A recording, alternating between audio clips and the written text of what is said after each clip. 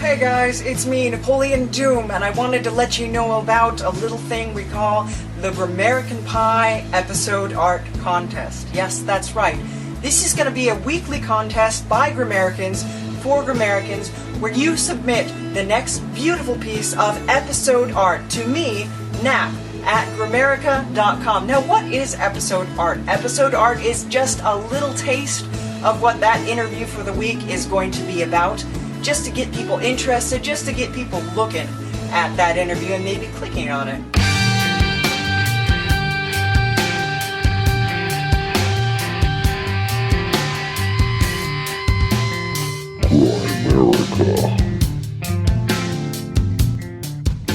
For those of us on like the sort of like the hard science journalism side, nothing would be more exciting than having this stuff prove to be real. Like if there really are UFOs visiting us and there really are aliens coming to our planet. Okay, guys, welcome back to the Grimerica Show. We are going to be chatting with science writer, editor, Cory S Powell a little bit later. This is a fun one. And we've got our old buddy, Brian Lord. Some of you guys might remember him from last summer when he came up with Randal Carlson and the boys. But first, as always, Graham, don't call my earbuds headphones Dunlop. How's it going, buddy? Not bad. Pretty good. Let's get this right out of the gate. Get what right out of the gate? The earbuds versus headphones debate. No, it's just, people call them earbuds. They're headphones are the big things you wear that we're wearing on our heads right now. I'd like to see that. I'd like to see feedback on that. I'd like to see feedback. Jeez, you have to just challenge me on everything, eh? You can't just let challenged me have... You started it. You told me I was the only person in the world that called earbuds headphones, and then Brian immediately backed me up.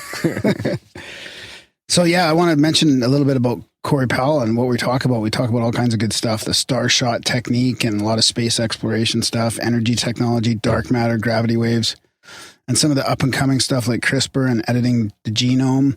It's a pretty cool chat. Cory's a great guest, and yeah, it's a real good one. So yeah, did you want to hear about the Astral Harvest there? Since Brian's on, it's a perfect time to talk about this. Brian and I were talking festivals last summer, and he got me all pumped up on it, and then I just finally went to my first one. Was it a rave? It was a rave. I thought so. It was pretty much a rave. It was a long one. Yeah, it was good though, man. I almost think of it as... I'm friends with the guy on Facebook through my buddy Nathan Bryson. He's got a buddy, Tanner, who actually wanted to have us on his podcast. He's a local guy who has a podcast. But we're Facebook friends or something. We're somewhere in there. And he went? On Facebook, and I seen his pictures of Astral Harvest. Yeah. And I was like, it's a rave. I wonder if Graham's going to own up to the fact that it was a rave. Yeah. So do tell about the mask pics. Nothing. Nothing. I knew I'd get busted on that. Somebody fucking tattled on me. Yes, sir. Can I see them? No. What kind of mask? Just a Is masquerade it the masquerade mask like, that you bought for Paradigm? Yeah. Yeah. No, I didn't buy it. It was free. Weird little It was dude. free. Well, you know, come on, show me the pic. No, I'm not showing Can you we the use pic. it as a show note? Is the picture? So, Brian, you've been to these festivals before, and I would consider it like a modern shamanic experience, or it could be. Like I was, you know, stone cold sober there the whole time, and like I felt high from the music and the visuals and stuff. It was pretty cool. Yeah, there's definitely something to it when you get like a critical mass of people gathered together, removed from the kind of normal way that we tend to go about ourselves in regular society. And you get them around that, and then everyone starts altering their consciousness with dancing, with drugs, with psychedelics, and it reaches this kind of critical mass where it hits everyone. You don't have to take anything. Yeah, you know? That's what I noticed. It was crazy. Yeah. I mean, and there was there was one band or DJs, they're called Ski Tour, and they blew me away. Like they totally blew me away. I was wondering where everybody went, and I went to this other stage, and everybody was there packed, and I was in the crowd. Did you get them? You should have and talked to some of these guys about using their music. And it was unbelievable. Like totally, like you said, altering, like kind of mind altering. Imagine really. if you'd have been off fucking whacked on mushrooms or MDMA or something, it could have changed your life. Well, maybe it did change. Maybe it did change my life, and I didn't need to be on it. Everything changes your Yeah, life. it was a total visual. So it was electronic? Yeah, it was a total visually stunning as well. Like all the stages had different types of visuals, and there was art and workshops, and people were learning about. It was cool too, Brian, because I don't know about other festivals if they have this kind of learning experience as well. But there was lots of yoga there. Every day there was a few different yoga classes in front of the stages, and then workshops. Like I went to this fear into fearlessness workshop, and then another one about anarchy and alchemy. It was pretty cool. Like just people learning about themselves as well. Yeah, that's the way to do it now. And like that's what the really good ones do now is you have like workshops and activities to get people to interact with each other and on like a social kind of level during the day. Yeah. And then at night, that's when you have the music and everyone dances and parties and stuff. And it's a great balance because like you go and you learn all these things, you start approaching each other in a different way, try to be more authentic with each other. And then you dance all that off at night. And that's what they do at like the transformational festivals out on the West Coast, like Symbiosis and Lightning in a Bottle. And we have one that we've had going for a few years in the Southeast now called Connection. Oh yeah. And it follows that model. And it's excellent. Connection is actually my favorite event that I've ever been to. And it's just a great way because it again, it's like it kind of tears down the normal kind of roles that we're used to playing with each other when we're out in the normal world. You know, we just kind of have these like mechanical loops that we run through as we interact with each other. And when you get outside of that and you start to interact with people more authentically and directly with the understanding that everyone is there at this event to do that, everyone is there for a meaningful reason, it completely changes the way you treat people and the way you get this idea of you know, this like glint of potentiality of a new society. Of how we could actually possibly treat each other. Like, could we actually do this all the time and not just have it be this psycho vacation that is kind of wasteful? Yeah, you know? exactly. And it's just so non-judgmental. Like, it seems like that's where people can go and be kind of who they want to be or be somebody else, you know, and then they're not going to be, they can dress how they want, they can act how they want. And there's really not a lot of judgment going on.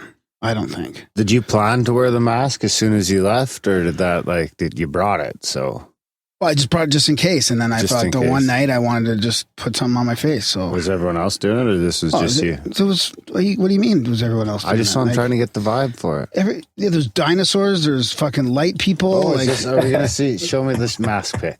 I don't have it. I'm not putting it out there. You can stop asking me. Why did you show Eric the mask? I didn't. He fucking was looking over my shoulder and he saw it. Come on, show me. I didn't even show him. Just show me one. No. Just show me one. You can hold it. You can hold it.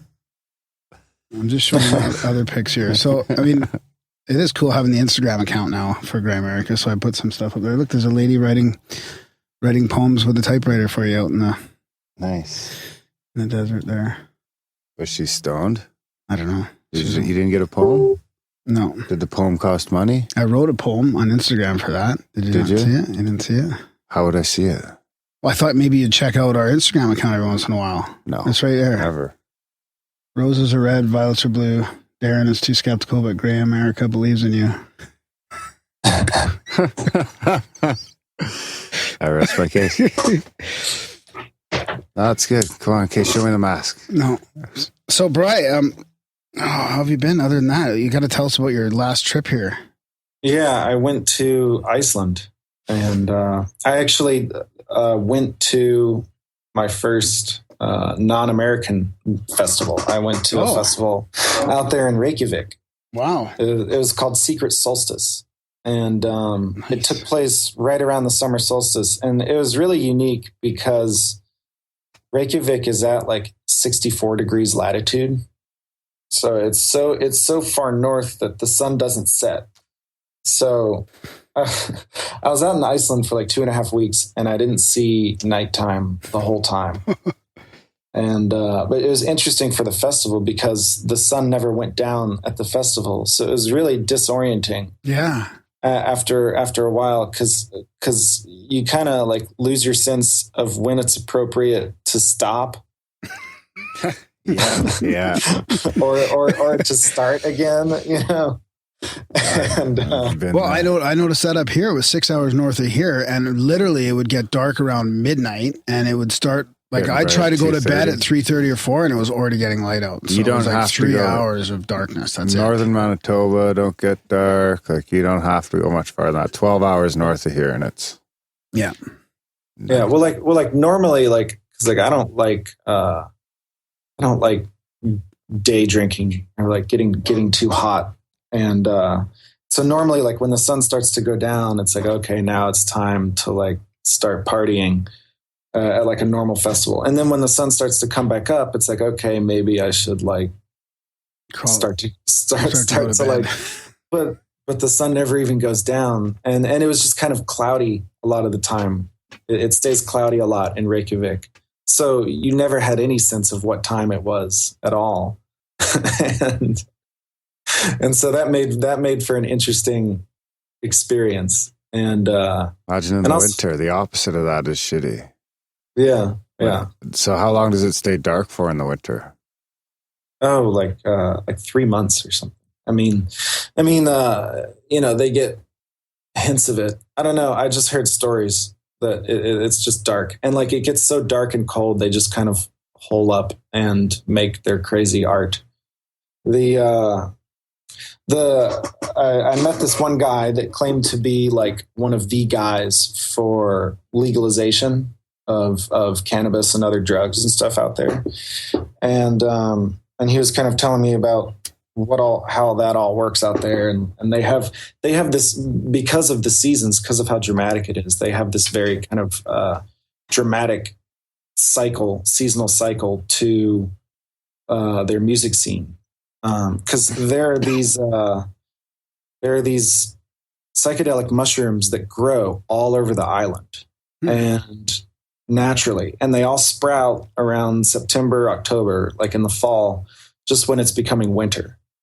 And so everyone goes out and picks them, and then they cure them, and then they have mushrooms to eat all winter while they write their amazing music. And then when the sun comes back out again, they go and they debut it and they play it around, and they have their like summer music season. Wow. And it's kind of cool. It's like very, very locked in with the seasons there because of the light cycle. And is this sort of electronic type music? Is that what you're talking about, or all kinds of different music? It's all kinds of different music. Their art scene is like brimming with energy and vitality because it all takes place in Reykjavik. That's the only real city. Like there are a couple other small towns and stuff in Iceland, but everything takes place in Reykjavik. What's the population of Reykjavik? About 220,000. Oh, so you're talking two out of every 3 people. Yeah. There's 330,000 total on the island. Yeah, that's right. And so they all know each other. And so they're all interacting with each other and challenging each other and inspiring each other.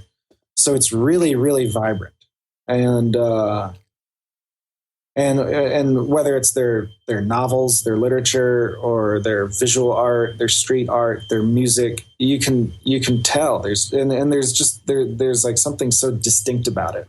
And especially getting out there and seeing it and like seeing the landscape, which that country is just the most beautiful place I've ever been. It's like impossibly beautiful everywhere you go. Is there something about the political system as well? And you know how the banking has been sort of going sideways as well, and you know. There's this story that's been popularized all over the internet for a few years now that like Iceland jailed all their bankers. Yeah. Yeah. And that's not really true. And they jailed a couple people that did stuff that was so egregious that they had to be jailed. But there's someone is vacuuming. Oh, okay. But they didn't like get rid of their corrupt banking system and flip off the Rothschilds or something like the way the internet might tell you. They got hit really hard by the financial crisis, and it collapsed their economy. It collapsed their currency a little bit. But one of the effects of that was that it kind of opened up the country to tourism, because now the exchange rate was a little bit more fair in terms of it not being prohibitively expensive to visit. And so ever since about 2008, 2009, there's been this pretty large influx of tourists going to Iceland to see Reykjavik, to see their art, to see the incredible landscape, to see Iceland. Puffin? Did you eat puffin? I didn't eat puffin. I did eat fermented shark. But you didn't have the fermented puffin? I thought that's like the national dish. Well, the fish, I had some fresh cod, and that was really good. I kissed a cod. Did you? Yeah, when I was screeched in Newfoundland. I had to do a bunch of stuff. I can't remember the whole thing. There was a whole protocol. I had to do a shot of some stuff. Yeah. And then I was an honorary Newfie. Oh, wow. Always the boys, bills the boats. Bye. So it's not as extreme as you hear about on the internet as far as all that banking and the political system goes. Because didn't the president of Iceland, or prime minister, whatever you call him? Well, he just had to resign because of the Panama Papers. Like, that's weird too. He stepped down pretty peacefully. He was intending to resign anyway, was the story that I got. I actually heard that. Oh, sorry. And well, I think the thing with the Panama Papers, the story that I got was that it was more related to his wife than it was to him. And he was kind of intending to resign anyway. And they just had elections while I was out there. Oh. And it was kind of crazy. There's all this stuff that went down while I was out there. The Brexit happened while I was out there. They had their presidential election while I was out there. And they won all those games in the Euro Cup. Oh, yeah, that's right. Too. Yeah, they must have been going nuts. Oh, I was partying with them. It was great. I heard Iceland has an app, too, that to stop you from hooking up with your cousins. Yeah, they do. Yeah. Because there's so few of them. Wow. How do they win the soccer games if there's so few of them to choose from? Because they're bad. All the inbred ones. Because they're Vikings. They have that Viking. Yeah. And there goes a couple. We actually have listeners in Iceland. Is there quite a big English-speaking population?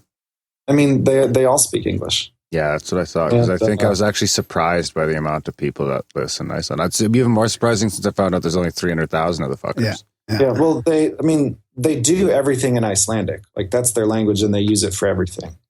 And it's really cool, actually. Because they came from Norway, and they've preserved like the original Nordic language. I have some Norwegian in me. That explains the fish for breakfast. Yeah, and like even when they converted to Christianity in 1000, and then when they started getting Bibles, they translated the Bibles to Icelandic. They didn't do it in Latin. They tried to do everything in Icelandic. It's pretty cool. And do you know any Icelandic phrases you could tell us? EIE. No, EIE is cheers, right? No. Oh, is it? Yeah. I think so. Ziggy. Well, there's this term. I was taught that there's this term, yaya. Yaya. Like Lil Wayne. And it doesn't really mean anything. Like, it doesn't really translate as anything, but it's something that Icelanders will say when it's like kind of a lull in the conversation or something, and it's like time to kind of go. It's like time to leave or move on. Just kind of like, yeah. And then someone else will say, yeah. And then you get up and go. That's awesome. So Actually, this it looks like we only have one listener. In this Iceland. this festival, how big was it? It was about 15,000 people. Oh, okay. And like, how many stages did they have? They had either 3 or 4. Yeah. Did you wear a mask at any point? No, but I wore a hat. Somehow I find that. Did you wear fur at all? Did you dress up No. as an animal or anything like that? No. Did you? No. You did, didn't you? No. I might though next time. Were you a tiger? Or is it a Greiger? I mean, everyone has a little bit of furry in them. Yeah. Yeah. Oh, right on. You just got to find it. Yeah. No, but Radiohead played, and they were the big headliner. Oh, okay. Are you a fan of Radiohead? I love them. I like Paranoid Android. Yeah, they played it. It was great. Dun, dun, dun, dun, dun, dun, dun. Yeah. Oh, how about So your I want to music? hear about the hike Oh, yeah. Oh, Okay. yeah. Talk about the hike first. because Yeah, that's so- quite a fucking undertaking. It was one of the more serious things I've ever done. You were pretty prepared for it then? It wasn't like a willy-nilly? Did you plan to do it right from the get-go? I went out to Iceland to go to the festival and to do this hike.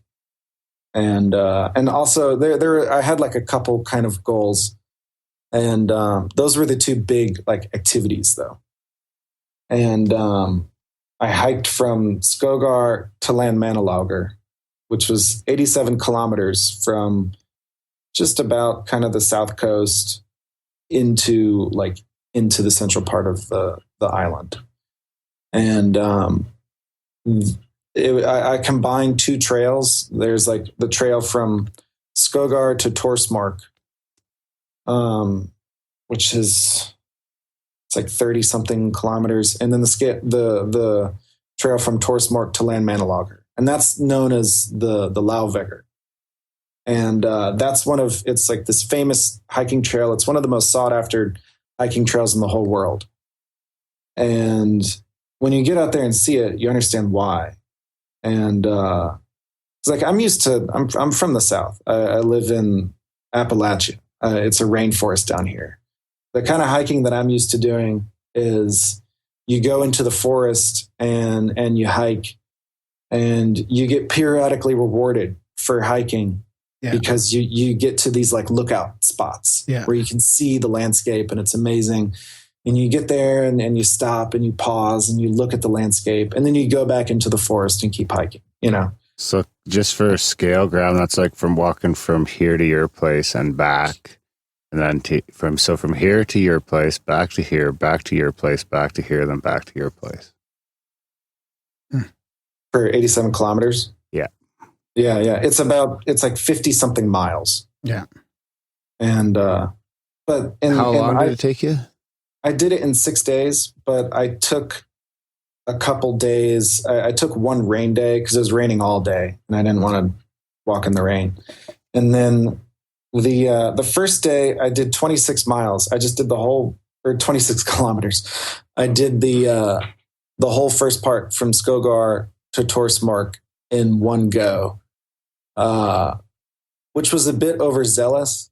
And I had some pretty frightening fucking moments out there because I started like at this waterfall, and the trail went along this river that just had like waterfall after waterfall. It was amazing, but it went up into the mountains, and it went into like glaciers, and I was actually flanked between 2 volcanoes, one of which was Eyjafjallajökull, the volcano that erupted in 2010.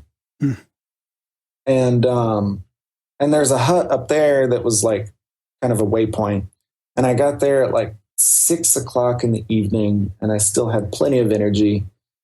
And so I decided to keep going. But they gave me all these warnings when I got there about how foggy it was in the snow and how you can't see the trail marker. And you can't trust the footprints in the snow either because people got lost. So you can't just follow footprints. But I ended up, there was this other guy, this German guy named Dieter, that we went together. And really it was good to like have someone with me for that part, because we did get lost in the fog.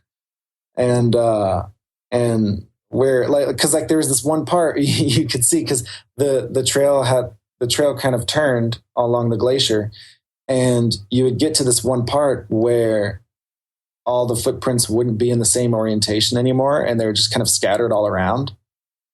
And we were like in the middle of a cloud, so you couldn't see like where anything ended. And it was legitimately disorienting and a bit frightening. And but I wasn't really legitimately frightened at that point. It was later when we had gone like 20 kilometers and I was exhausted and blistering in my feet because my feet got wet from snow getting into my boot. I like took a bad step where my foot like broke through the glacier, and so all the snow got into my boot, and then I blistered up and everything. And so I was like exhausted, and my muscles were like trembling and shaking, and we were trying to climb down this mountain along like this rocky trail that had loose gravel and stuff, and it was still really fun. What is that? It's what is this called? I don't know. Darren's got a toy over there. So I've got this instrument. I've been waiting for the opportunity to just add a little ambiance.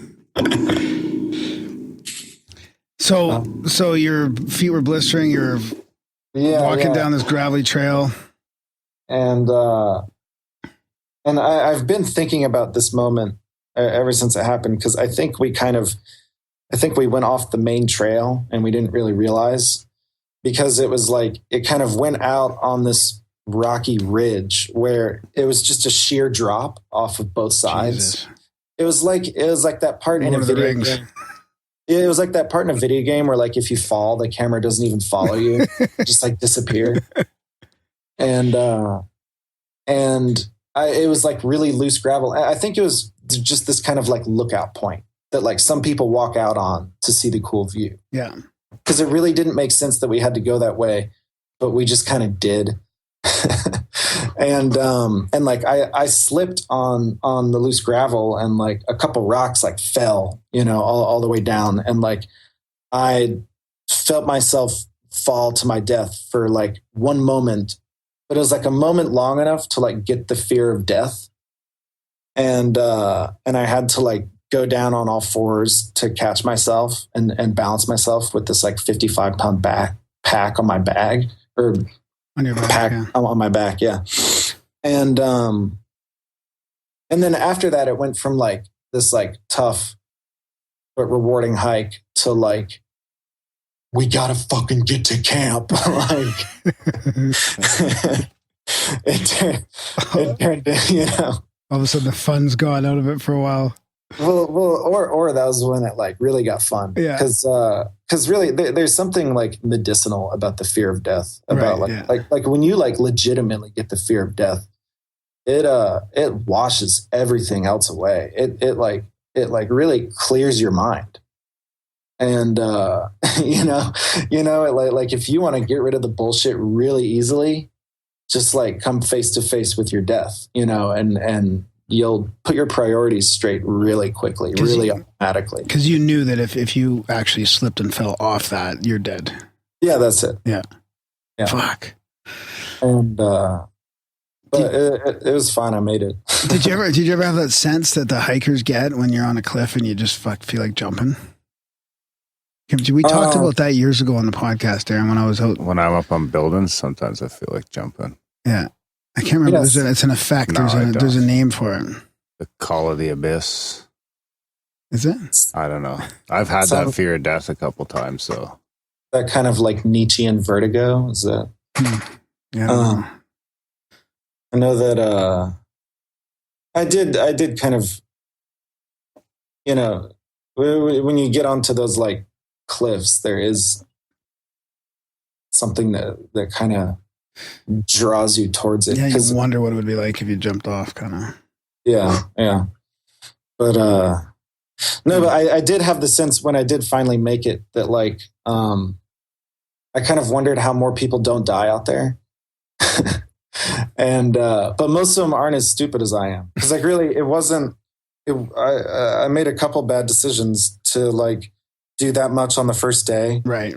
and to go like, because before we went into the fog, the warden at the hut like told us about. She was like, "There's 4 backpackers that are out there right now, and they're lost, and we're looking for them. So if you find them, bring them to shelter." Did you find them? No, we Did didn't. you find any sign? Imagine if it was like that fucking crazy Russian shit and you just found some fucking empty tent and a bunch of crazy footprints. Right. But occasionally Dieter would like stop and just whistle really loudly and then just kind of stare into the abyss and smile. And he was kind of a weird dude. I don't know if he didn't really speak English that much, or if he was just like tripping as hard as I was, because he never really said more than a couple words. We were just kind of in it together without any language required. Wow, that's pretty cool. It was kind of cool. But so that was day 1.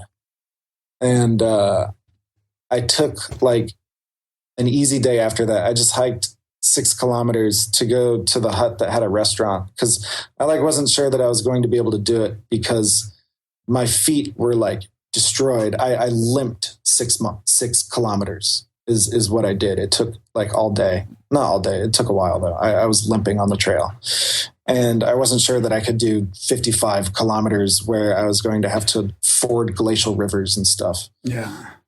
So I just took a day where I could go get a hot meal and like think about what I've done, you know.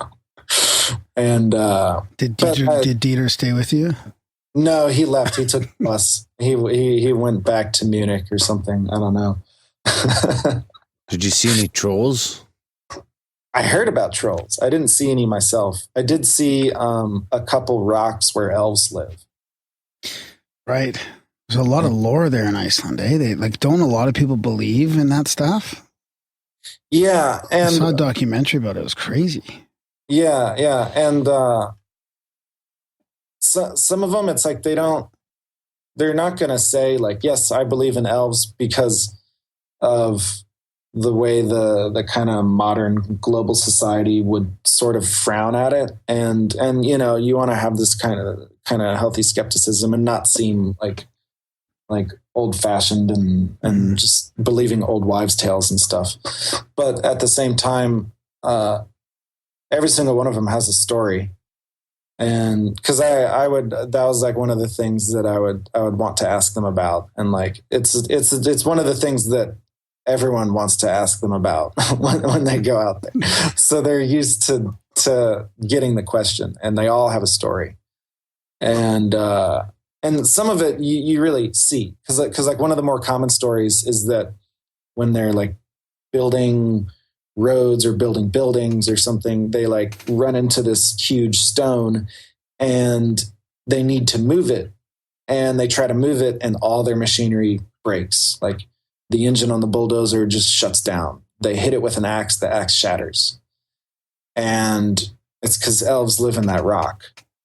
And ask permission first or something like that, or get some. Yeah, that's what they do. They have psychic mediums that can communicate with them, and they go in and like negotiate with the elves and see what they want. What do they get paid? Well, there was one case. The elves or the medium? The medium. Can I just move to Iceland? You'll have to ask them. Do you have to like emigrate? Was it tough to go there? Or was it fairly simple? I didn't need a visa to go there to visit. It was very simple. I just went there. Just a passport. Yeah. But to emigrate, I'm sure it's a process. You got to marry in.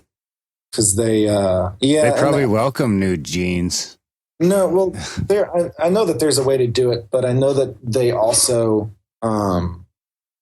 protect Icelandic culture very much, and they do that with a well-deserved sense of pride, because there's something very distinct about Iceland and Icelandic culture, and And so they want, and especially with the influx of tourism, like there's all this construction in Reykjavik, and it was all to build hotels because they don't even have the capacity to handle all the people that want to come now. Because everyone is hearing about how amazing it is.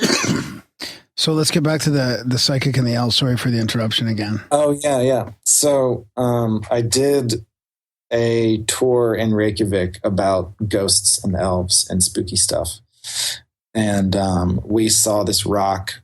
And the story with this rock was that it used to be kind of on the outskirts of the city, and they were trying to build a house, and there were elves that lived in it, and they had the same issues. And so the psychic talked to the elves, and they said, yeah, we'll move, but we want to move to a really cool part of the city. So they put them in like one of the like coolest, like swankest neighborhoods in downtown Reykjavik. And like right in this corner of this park that had a playground in it.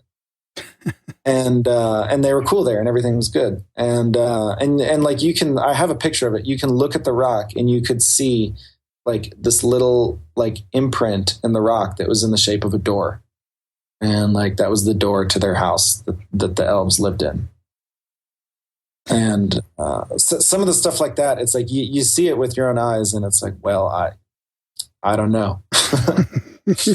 And I didn't see this one, but I heard another story of a family where they were like, yeah, we have elves and trolls that live on our land. We have we found a troll head in the river one spring, and it was like a rock in the shape of a troll head. Yeah, and like they told me about another stone they had that had like handprints and footprints in the stone, which doesn't make any type of sense conventionally, you know. If they're real and not just sort of pareidolia. Yeah. And then like and when I was out on the hike too, I really like, I've never had such a strong sense that the earth is alive, like really, truly alive, that it's like a living, conscious, feeling organism. And because I mean, it's brimming with geothermal energy, with geomagnetic energy. That whole island is a hotspot, and it's very young too. Like geologically, it's very young, so it's still growing and changing, and you can feel it, especially being out there isolated. I was totally alone in the landscape for a fair amount of time on the hike and stuff. And like when you have no other person there to kind of mirror your ego and remind you that you exist as a human being, like you can feel it. You can just you start to sense it. So you were on your own for a few days there on that hike? Yeah, I mean, I did everything on my own. Yeah. It was a total solo. Besides trip. Being with Dieter. Aside from Dieter. So what were you were going to make a point about when you hiked in the Appalachians or whatever, when you hike there, you kind of hike a little bit and then you get this reward. Oh, yeah. Well, in Iceland, there's not really many trees.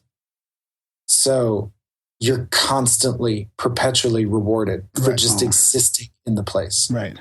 And like I would be on the trail and like 360 degrees all around me, it would just look amazing. And like you want to constantly stomp and admire it, but then you never get anywhere. Yeah. And it was so cool with the trail because I would like see the path snaking ahead of me for miles and miles, and like know that like that's where I'm headed. And I would occasionally see other hikers coming from the other direction, like see them from way far away, and it would like give me a sense of scale of like how big everything was. And like there was also this really cool effect that would happen, like, you know, when you're like moving and you like see other parts of the landscape moving, and then something is so big that it doesn't move, and it like gives you that sense of how big it is. Yeah. And I would be like walking up a hill, like as I would go up the hill, like the hill would be moving and everything around it would be moving, and then all the mountains in the background wouldn't be moving at all. And as I would like come over the hill, the new vista would emerge. And so when I started to get that, it was like every single hill was exciting because it was a new grand epic view. Right. And on that hike too, on that trail, the landscape changed. Like every 10 kilometers, it would be something completely different. It went to like in Torsmark, there were some trees and it was like kind of forested. And then it became kind of a canyon land. And then it turned into this lava field. It was like all this, it was just completely black. And I walked through this lava field for hours and hours. And then there was this lake. And then it went into these like kind of hilly landscapes that went up into the mountains again. And then up in the mountains, I went through some glaciers. And then I came upon these hills. Well, they call them fells. And they were made of like rhyolite and obsidian, and they had all this geothermal activity. And when the sun would shine on them, they would like glow gold and rainbow, like all these different colors. And there were places where there's like this like hot spring with this sulfur spring with like boiling water coming out of it, and it's flowing like through the glacier, like melting the ice. It was so crazy. And there would be like little mud pots of like bubbling sulfuric mud. And it was just like so constantly beautiful. Yeah. It was just like every new turn was go ahead. Did you sleep in the little hut? We're looking at your Facebook pictures right now. No, I didn't. Did you sleep in your tent the whole time? Like, did you bring a tent and just stay in that? I slept in the tent. You don't want to do the huts because the huts, they have like 16 bunks in one room. They smell like sex. Well, I wasn't even allowed in the huts. Was it cold? Customer. It was cold. It wasn't that bad. Like Iceland is actually pretty mild. What's like not bad? What was it at night? In Fahrenheit, it was like in the 40s at night.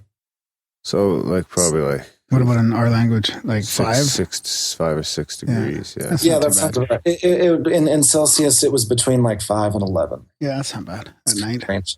But in general, Iceland is but in general, Iceland is kind of mild. Their winters are not as insanely cold as you might think because they're kind of protected by the jet stream. Yeah. And the ocean, yeah. Oh. Yeah, it gets really dark. That's what it is. They don't get much sun in the winter. And but it's actually kind of quite mild. The range of temperatures that they get there isn't too big.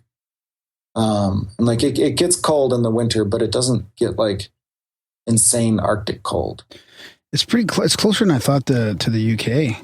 And Norway, it's kind of like right in the middle there. Yeah, it's kind of right there. So when the Ice Age melted back like 11,000 years ago, I wonder what was going on up there. Like, was that like it must have flooded quite a bit there. Like, didn't the whole UK like 11,000 years ago, there was 300 feet of increased water or something like that in that area, right? Be interesting to know what was around that. Yeah, there was I wonder if it was completely covered in ice or exactly what it looked like. There in one of the books I had, it talked about some features in the northern part of the country that showed evidence of the end of the last ice age. And that was where I was trying to go after I went off the hike.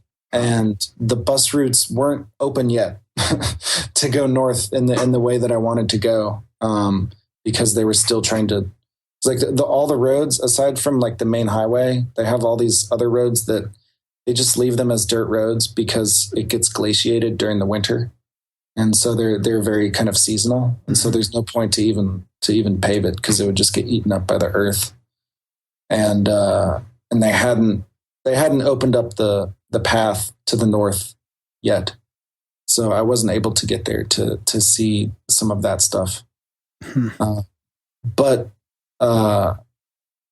there's definitely some stuff there, because I mean it was just in like one of the more touristy kind of books that I was looking at. It wasn't even on the kind of levels that we've talked about before. It wasn't even close to those levels. Right. You know. So I definitely want to go back.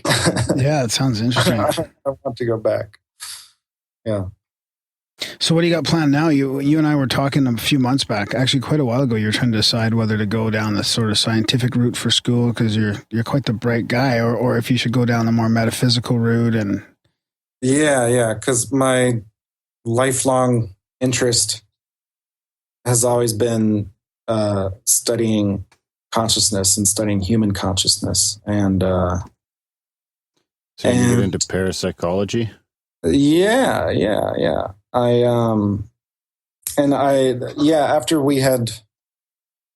After the trip where we visited y'all last summer, that was actually one of the things when I was coming back and reflecting on that. I kind of started to move to this place in my life where I wanted to really, like, not just be like a guy on the internet, but like do, or just be like reading about stuff on the internet and not making much out of it, but to actually do real research. And, right.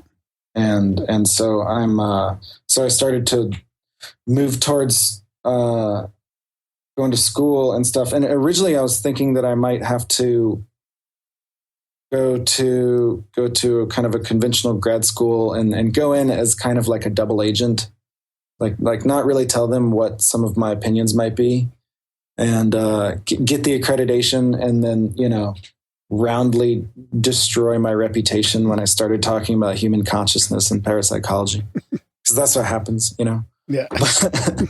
But I was fortunate enough to find this wonderful program that's just an hour away from me in Carrollton at the University of West Georgia, where they teach what they call humanistic psychology. And they take this kind of full perspective view of psychology, where they don't just like teach you the DSM, but you can take classes on Jung, on meditation, on Eastern mysticism, on parapsychology.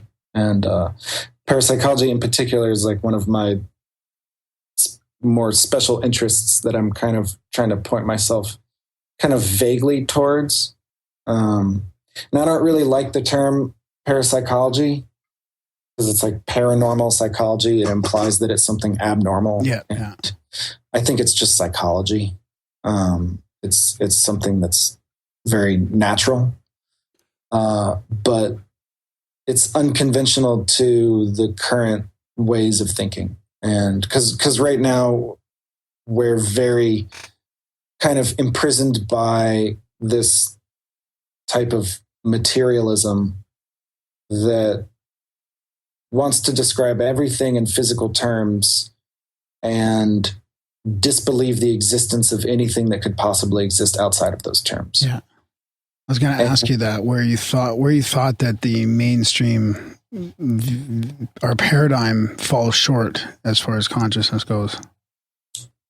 Well, I think it's kind of right on these terms of, I think we're kind of imprisoned by materialism, and it's a very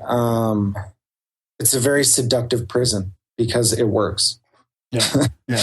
And like it makes perfect sense, and it's very logical, it's very rational, and you can do a whole lot by sticking with, okay, this is a thing that I can look at, that I can touch, that I can feel. This is a thing that I can do basic math with.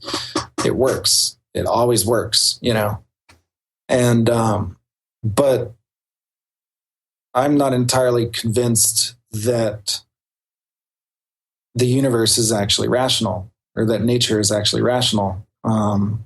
When you really look at neuroscience, when you really look at what modern neuroscience is starting to tell us about the way the brain works, specifically the way that the hemispheres work, rationality is a thing that just exists inside of our left hemisphere. It's just a thing we do inside of our head. And it's not necessarily a thing that is a property of the entire universe. And I think sometimes the skeptical materialists, they kind of put the cart before the horse, where they could explain everything if they didn't have to explain the fact that you and I are conscious and aware. Yeah. Besides that, everything makes sense to them. Yeah. That's just an illusion.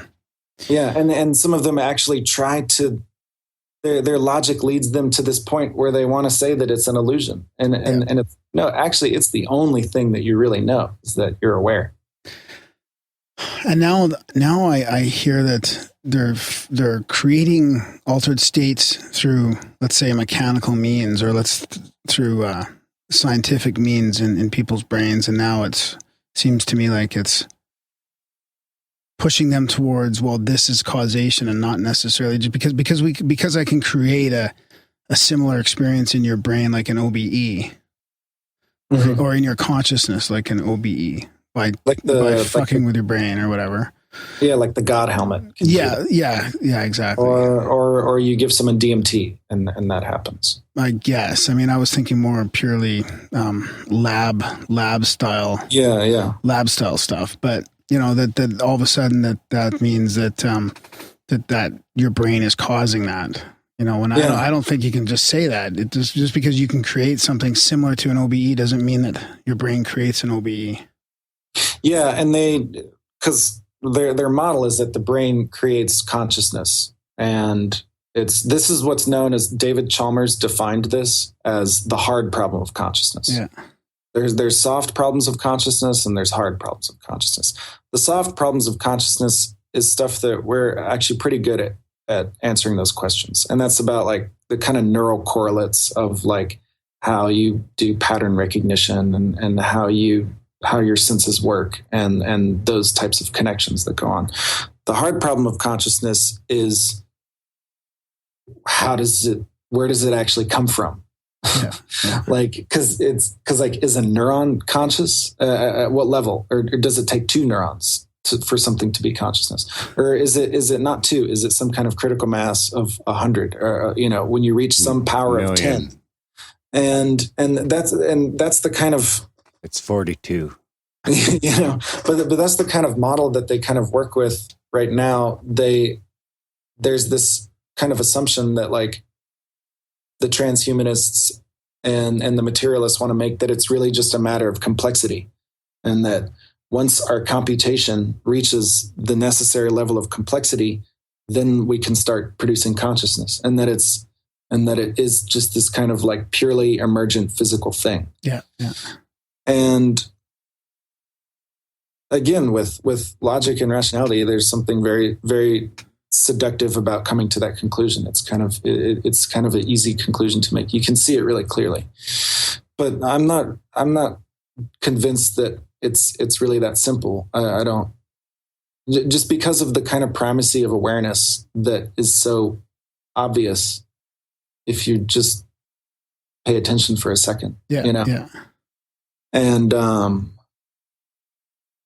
so it's a real problem. And there, because like, in the EU, they just approved this like multi-billion euro project where they say they're going to simulate an entire human brain with one processor for each neuron.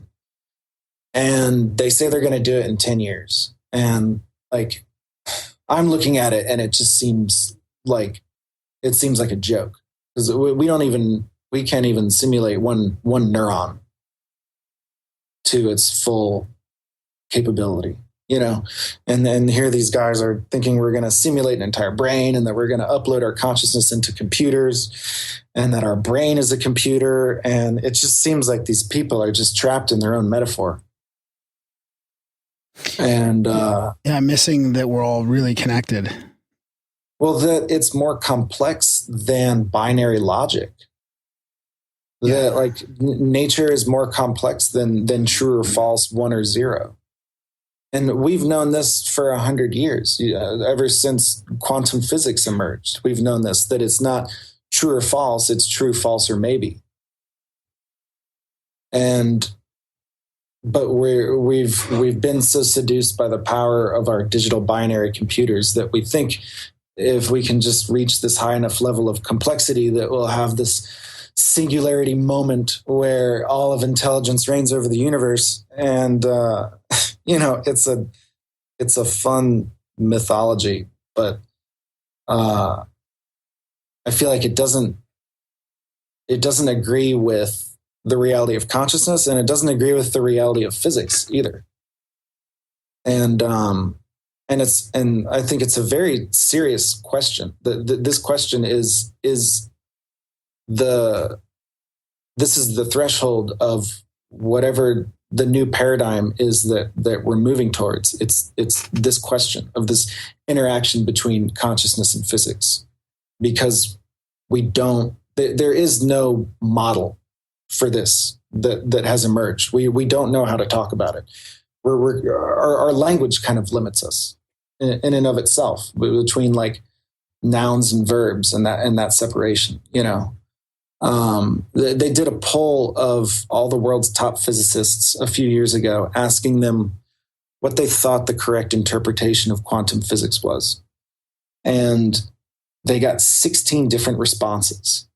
The most popular response was the Copenhagen interpretation, which that's the one that says it depends on whether it's a wave or a particle, depending on what you want it to be, depending on your conscious choice. And that got like 30-something%. And that was the most popular.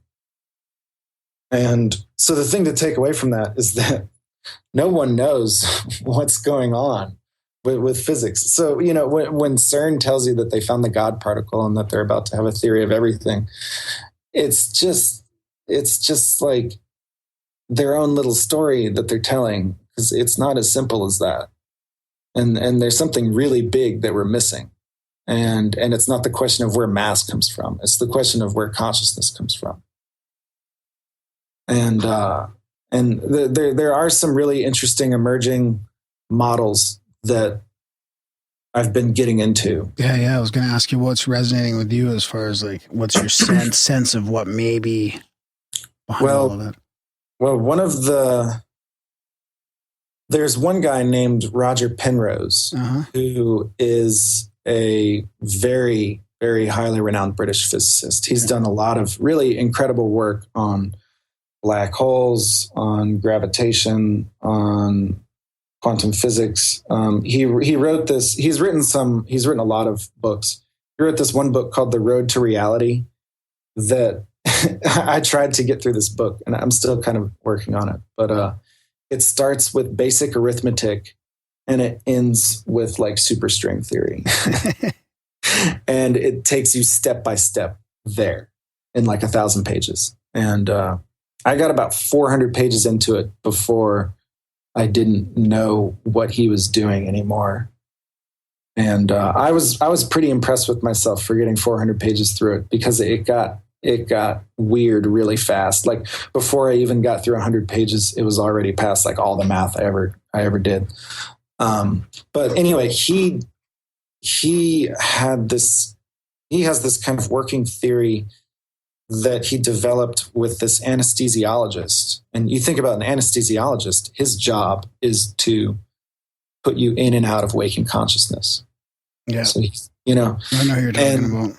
Yeah. And they came up with this idea that this question has to do with some kind of quantum activity going on in the nervous system and in the brain.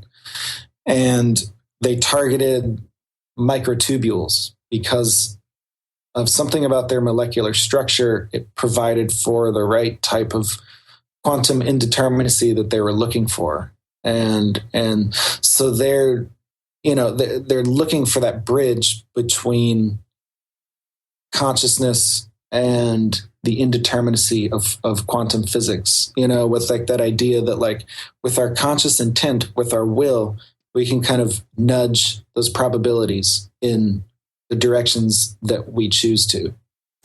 Yeah, it was with Stuart Hammerhoff, right? Who was in? I think he was in What the Bleep Do We Know as well.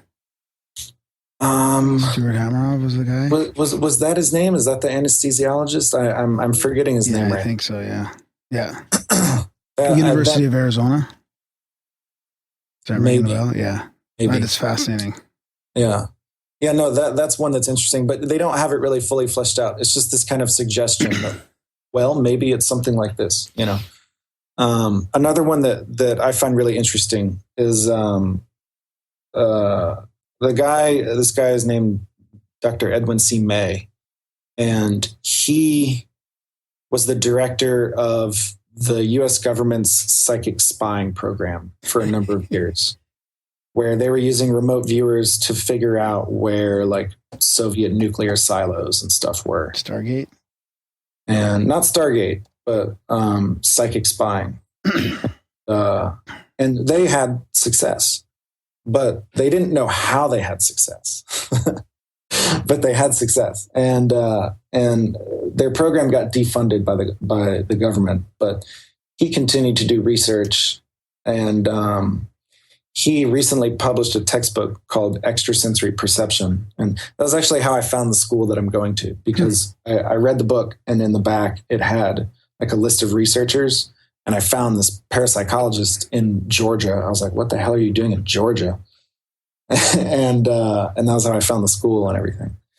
But the first half of the book was the history of remote viewing and stuff. And then the second half was all these models for how it might work.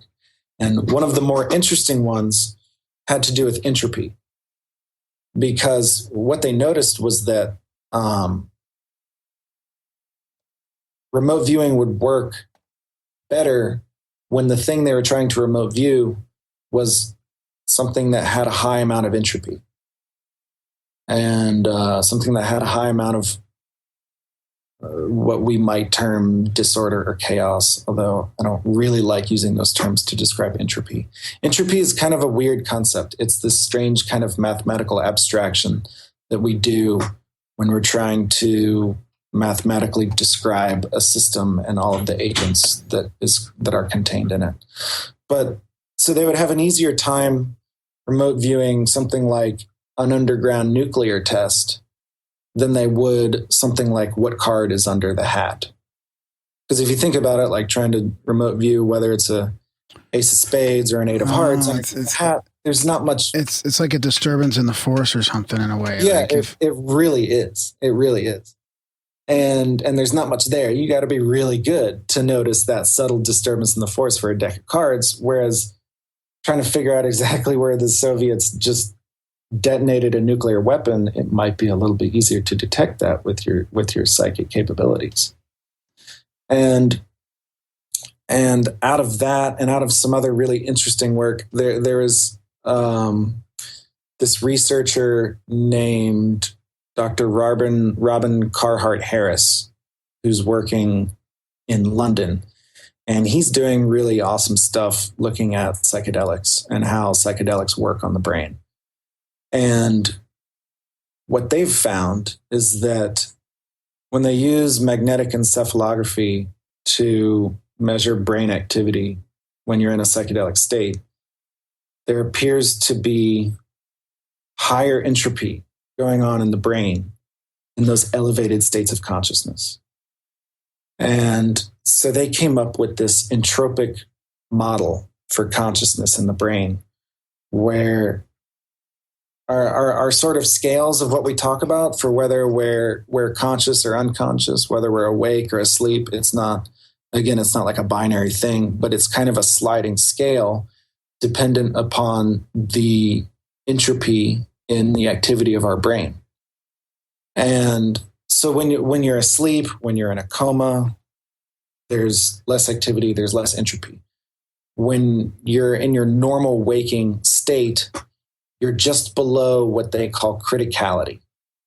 And past criticality is where you have high level psychedelic states. It's where you have spiritual states. It's where you have seizures.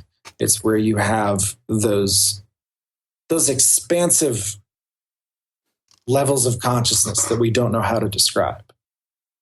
And they were able to kind of develop this model that connects it with entropy. And entropy is I've been trying to, ever since I read about this, I've been trying to really figure out exactly what entropy is. And it is one of the most mysterious concepts I've ever come across. Because it's not really a thing, it's not really a force, it's this strange mathematical abstraction that we came up with to describe systems. And like if you have like a data environment on a computer, you can very easily kind of quantify exactly the entropy of all the agents in your system because you have all of the information. But in nature, in the real world, we don't. So we don't have any kind of way to talk about absolute entropy. We just talk about relative entropy.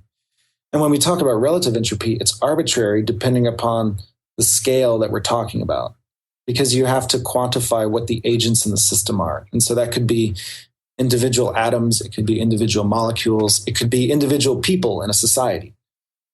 And it all depends on the use of your calculation and what you're doing. So it's this kind of arbitrary thing, but there are also these like hard thermodynamic principles behind it that entropy always increases. And you can then connect that to some really interesting models for exactly what life is and how life works. Because that's another big question that we don't really know how to answer yet, is exactly what the hell life is and what it means to be alive. And there's a really interesting researcher named Dr. Mei-Wan Ho, who she developed this model with some of her people where they start to look at living systems. Part of it is that they look at living systems as entropy exporters, that they use metabolism and all of these organic arrangements of molecules to export the entropy out of their system, out into the environment. You know, so when we're respirating, when we're metabolizing, we're trying to create as much coherence and order in our organism as possible and export as much disorder and chaos as possible. And that's the struggle to live. It's the fight against entropy. And so when you die, that's when you eventually lose that battle and entropy finally overtakes your system and you lose coherence. Well, it's interesting. I wonder if all that Eastern mysticism about breathing in the good and like letting out the bad and all it is some way to focus that intent or some way to make that happen on a grander scale. Yeah. I think there absolutely is a connection there. And when you look at like how they describe the purpose of yoga and how it's to, you know, kind of align all of these energetic systems in your body, and get your chi flowing correctly, it's to create coherence in the system. Mm-hmm. And then you can start to talk about this idea of kind of quantum coherence in the actual kind of living tissue of your body. And the more coherent the alignment of everything is in your tissue, in your molecules, in your cells, the more you can kind of wield that living force, that living chi. And like, that's what those masters would do. Well, even that heart math stuff shows that the coherence of the electromagnetic spectrum of your heart changes depending on your state of being, right? And love or hate, like you can create more coherence in a state of love. Like why, isn't any of this talked about, right? Isn't it pretty much the studies show it, they prove it pretty much that you can do that, you can change it. So it's weird how it's just all swept under the rug. Anything that doesn't fit this materialistic paradigm is kind of just pushed in a bucket for some, there's this weird kind of dogma that goes around it.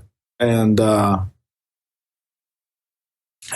because, it is this kind of slippery slope because once you like realize that one of these things is true and you actually realize that it's true, it takes you down this slippery slope of realizing how much else is true. Yeah.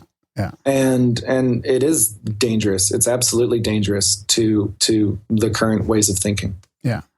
And like, you know, I don't think that many people are as aware of it as they should be, but like the scientific establishment today is very, very corrupt because it's so wrapped up in government money and corporate money. And you have all these people whose jobs rely on these theories being correct, who can blame them. And it works to a certain degree. It works very, very well. It's gotten us this global civilization. So it works for something. Yeah. You know? Yeah. We even start talking about this with Cory Powell in our interview coming up here. We talk a little bit about the science becoming a religion and all that. And about, just the dogma around it as well. And we get into some of the new technologies coming up, and we kind of talk about what's out there for technological capabilities as well, and what's been suppressed, if anything, and what's like sort of on the horizon. That's a pretty good chat. Have you considered coming up north with Brad and Randal again this summer?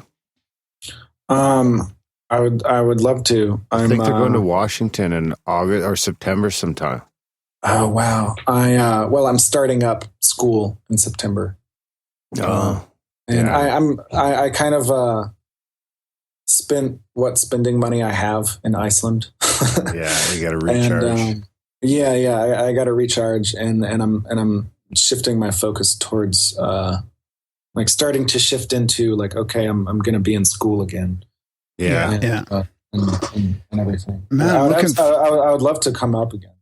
Yeah, I'm looking forward to hearing more about after you've been in school for a semester or two, and we'll have you on for a full show. Yeah. Mm-hmm.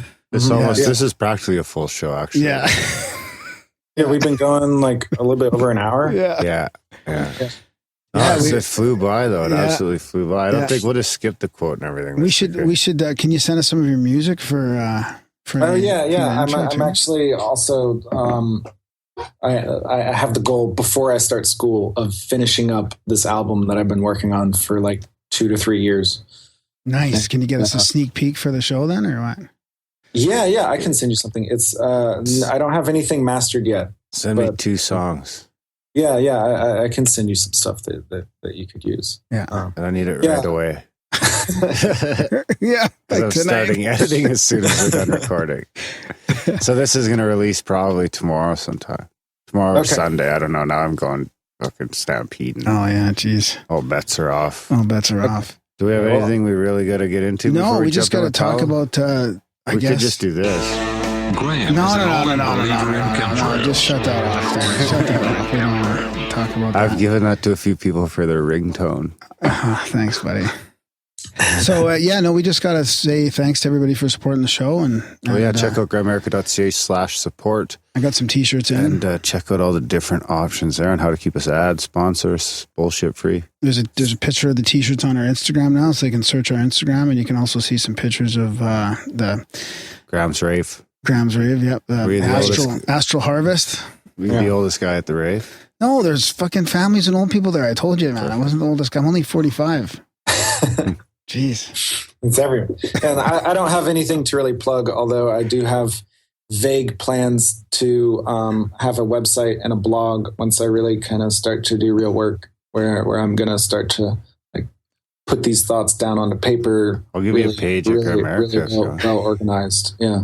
When I get that launched, we should do another show. Yeah, for sure. Absolutely. Yeah. Absolutely. We'll get Bill on too. We'll have you and Bill together or something. If you ever want an outlet, man, just let me know and I'll make you a blog at Grimerica. Okay. Yeah, absolutely. Well, it was cool. Well, you should post some more of your Iceland pictures on your Facebook so I can creep them.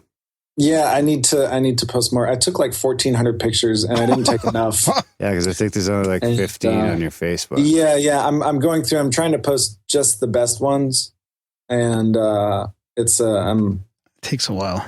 Yeah, I'm also trying to like get back to my normal life, and it takes a while. Yeah, absolutely. All right, big thanks to Brian, and enjoy the chat with Cory Powell. And it's a fun one. Yeah, happy World Disclosure Day today. Is it? Yeah. What does that mean? It means on it's a day where the nation comes forward to finally and formally acknowledge the extraterrestrial presence. The date will then become World Disclosure Day. It's 69 years today since that Roswell thing on July 8th with Roger Ramey presenting at the crash site. So That's good. All right, that's guys. all I got. Let's enjoy the chat with Cory. Thanks.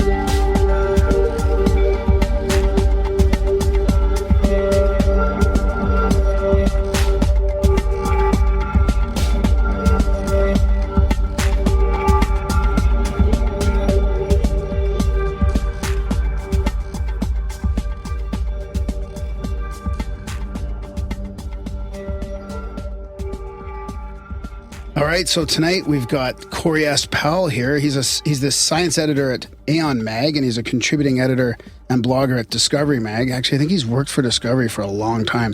And he wrote, over a decade ago, he wrote God in the Equation, How Einstein Became the Prophet of the New Religious Era. And we're going to be talking about all kinds of stuff, sort of outer space and astrophysics and all this stuff, and we're super excited. This is kind of one of Darren's main interests, so we're really happy to have you on the show, Cory. Thanks for coming on. Hey, what could be better than open time to talk about the biggest ideas in the universe? That's right, and the stuff that you love chatting about. Absolutely. Exactly. An exciting time, too, Maybe to start off with, could you just give our listeners maybe a quick rundown of kind of your career and how you got into this? I know I've heard you write about you became interested in astronomy and stuff like that when you were six or seven. Yeah. Maybe just give us a rundown of how you got to be where you are today. Oh yeah, so I was a total science kid. It was one of those things. When I realized it was there, I just fell in love with it. I think I was doing a class report in second grade. It was my first exposure to astronomy, and I was reading about the planets. Like, ooh, they're like other worlds out there. They're all weird, and some of them are all gassy, and some of them are all covered with craters. I don't know. It just it totally captured my imagination.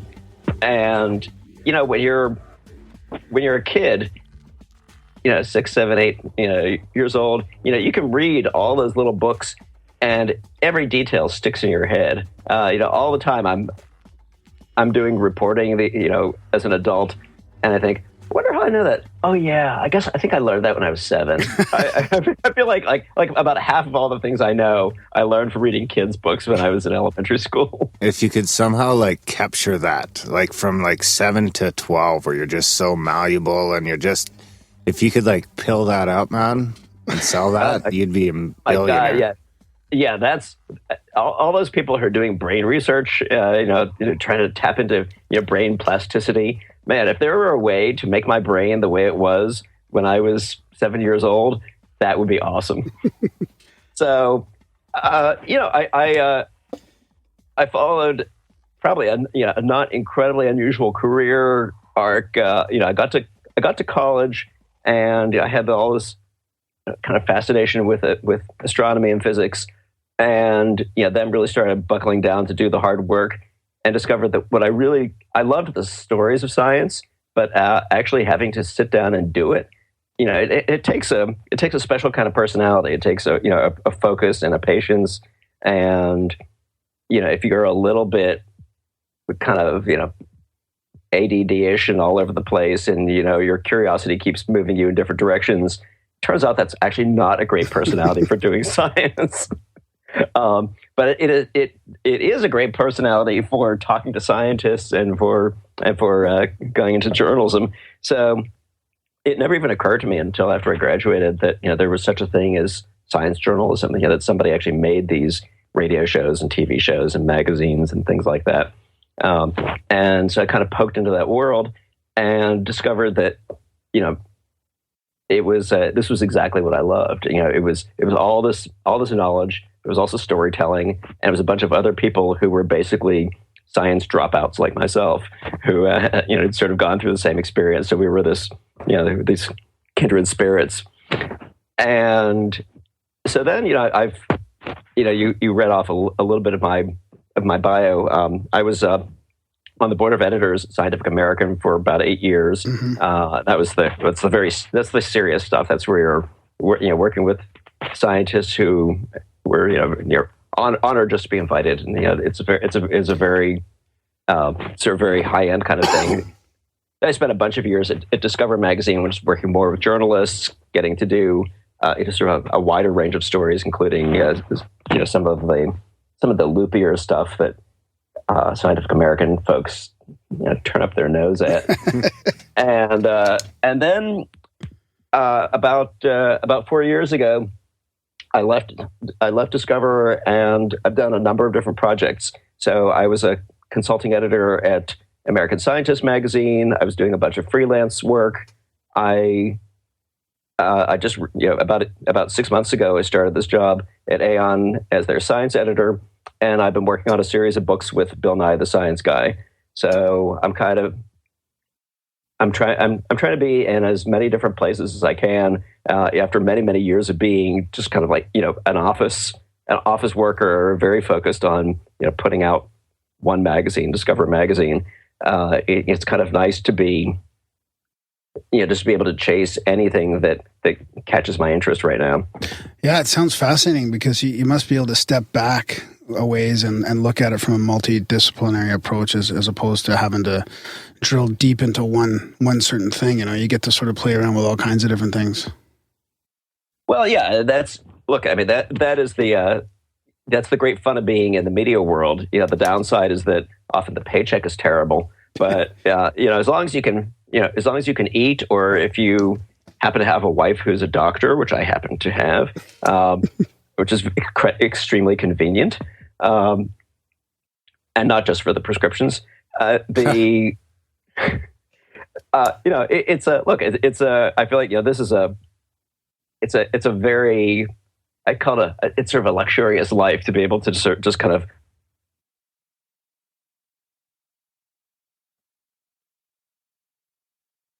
Wi-Fi's down. What? The Wi-Fi's down. Mine shows it being down, actually. How does that happen? I don't know.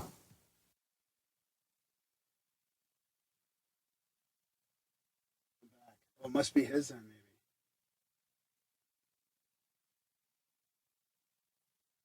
Oh, that's not my Wi-Fi. That's the Skype Wi-Fi. Are you back, Cory? But now you jiggled. I thought I heard a noise. Yeah, I'm not sure what happened there. I lost you there for a second. Yeah. Okay, we're back. Okay. So we lost you. We lost you at something about it being a fascinating, luxurious life. Yes. Just lounging in the hot tub of ideas, which is basically it's what I do. It's a nice life, as long as you can figure out how to do it and eat. Well, it's an interesting time too, with the amount of stuff that's going on in our own solar system lately, and all the new technologies coming along in the search for exoplanets. Like, you must be just right in the wheelhouse right now. It really is, and and my background is in both history of science and kind of astronomy and physics. And so when you look back, when you take the historical perspective, the idea. The ancient Greeks were wondering about, are stars other suns? Are there other worlds? Are other worlds inhabited? I mean, these are questions that are thousands of years old. The idea that right here, right now, this is the time that we're actually getting the answers and we all have this front row seat to see as how the scientists are grappling with it and what it looks like when you get the first clues. It's a pretty remarkable time. Do you have any sort of favorite thing right now you're following real close? Well, look, there's some things that are always fun. I think the search for life on other worlds and the way that search has shifted from just the assumption that, Mars is the only place in the solar system where you would look, to people thinking about Europa and thinking about Enceladus and even thinking about Titan and realizing that, you don't necessarily need a planet. Maybe you need a moon. You don't necessarily need a world with an atmosphere. The life might live underground or in a buried ocean. I mean, a lot of these just kind of like baseline assumptions of what alien life is and where you look for it have changed radically, really just in the past decade or two. And so, the fact that NASA is, pretty well geared up to go to Europa. You have several people in Congress who are really, really into it, who are pushing the funding for it. So, it's a thing that looks like it's really practically going to happen. That's pretty amazing. I mean, in fact, we have this Cassini spacecraft zipping around Saturn, and every day returning these mind-blowing images and information about these ice moons. These are things that you look back to the 1940s, 1950s, these articles that were in like Collier's magazine and Life magazine when people were imagining the space age, and it was kids' fantasy. It was packaged for adults, but it was a sense of, we're probably never really going to see this stuff, but it'd be really cool to think about it. And now we're there. It's happening, in one human lifetime. Do you think we're another human lifetime away from being able to access these worlds with any real, usable speed? Well, so you're asking me what I'm excited about right now. One of the things I'm really excited about is this thing called the Breakthrough Starshot. I don't know if you've heard about this. It's the Breakthrough Institute is it's a group of people, including this Russian billionaire named Yuri Milner. Oh yeah, and of course his name's Yuri. Yes, of course his name is Yuri, and Stephen Hawking is signed on with them. And so their first project was they were trying to do a big fundraiser for a SETI program for listening for possible signals from alien life. The second big project that they're pushing, the one they're pushing right now, is this thing called Breakthrough Starshot. And the idea is to try to send a space probe to another star, probably to Alpha Centauri, accelerate it to 10% speed of light. So basically be able to get to Alpha Centauri in the lifetime of somebody who's alive right now, to build the technology, to launch it, and to get it there and get the signal back, let's say within the next 60 to 70 years. And that's actually a feasible project. There's a lot of crazy interstellar travel stuff out there, warp drives and impossible space drives and M drives and all the, so some of it is vaguely possible. Some of it is completely impossible. This is a project that's actually totally rooted in real existing technology. Yeah. It's at the far edge of what we can do, but it's all 100% real. And the cost of doing it is, somewhere in the ballpark of, $1 billion or maybe a few $1 billion, which is, a lot of money for a person or even like a single philanthropist. But, it's, if you took 1/4 of 1 year's NASA budget, you could probably do it. So it's not a crazy number. And, could we ever see these worlds? I think we could. I mean, I think, if we really sort of got behind this kind of thing, we could have live images beaming back from the Alpha Centauri system, 50 or 60 years from now. So what kind of technology would be on those little spacecraft to send, what kind of measuring equipment would you have? Well, so it's cool because it requires sort of changing the way you think about every aspect of a space mission.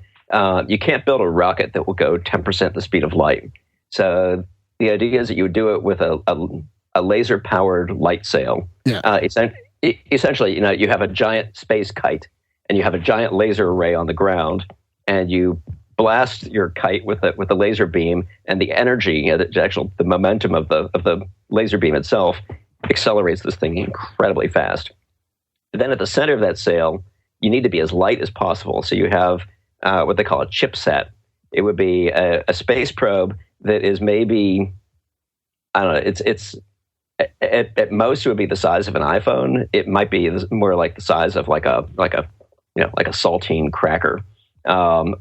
It's basically it's a little solid state probe that has a camera, that has a laser transmitter, and has sort of a few other simple types of instrumentation, and it's entirely solid state because when you launch that thing to 1/10 of light speed, I did the calculation. You hit it at something like, I think it's between 1,000 and 10,000 Gs of acceleration. So that thing needs to be really, really tough. But again, it sounds kind of crazy. But the military. How quick does it get to light speed? How quick does it get to 1/10 light speed? It gets to 1/10 light speed in I think less than 5 minutes. Holy fuck! And the reason you have to do that is because since it doesn't have an onboard rocket, you're accelerating it with the laser on the ground. But of course, as it's shooting away, your laser beam, it very quickly gets out of range of your laser beam because you're accelerating it so fast. So you're kind of like you're like a dog chasing your tail. The faster you accelerate it, the faster it gets out of range, and so the bigger your laser has to be. So if you want this thing to work, you have to really, really blast it with a crazy laser and do a lot of the acceleration very, very quickly while it's still close to Earth. So that'd be like 20,000 miles a second, approximately. Exactly. Yeah. Jesus. Which, well, look, it's kind of crazy, but like I said, it is, but it's the kind of crazy that's built on nothing but real things. And every step along the way, you would learn something amazing in trying to do it. In trying to, figure out how to build a more effective laser sail, and how to build the kind of ground-based laser array that you would need to do this, and how to build the tiny space probe that you would need to do this. Each of those things is an interesting and useful technology all by itself. And so if the whole project completely fails, if it turns out there's some problems that you just didn't account for, each of the components is actually still a worthwhile project. And that's the other thing I find interesting about it. Kind of crazy seems to bring out the best in us too sometimes. It seems to be our thing. Look, people love crazy, and right now they're chasing destructive crazy. I'd rather they be chasing, constructive crazy. If people are going to want to do crazy things, let them do crazy things that are, exciting and aspirational. Not, let's tear each other to pieces. It's crazy. And it really would change the way, like those type of discoveries really would change the way we behave on this planet. Like it would change the whole paradigm of. After that, you could have your own ship with your own laser attached to it, and you just shoot yourself all over the place. Oh, well, listen. So here, I'm very into this. I'm gonna play out the scenario a little further. So because the laser array is on the ground, and the thing you're launching is it's essentially a sheet of very thin aluminum foil, or mylar. Basically, it's a giant mylar kite and a tiny little chipset in the middle. The thing you're launching is actually dirt cheap. All the money goes into this enormous laser array you're building on the ground. So the cost of launching 1,000 of these is not that much different than the cost of launching one of them. The huge investment is the stuff you build on the ground. Once you build that thing, you just keep shooting things off. And so, hey, you don't worry if one of them fails.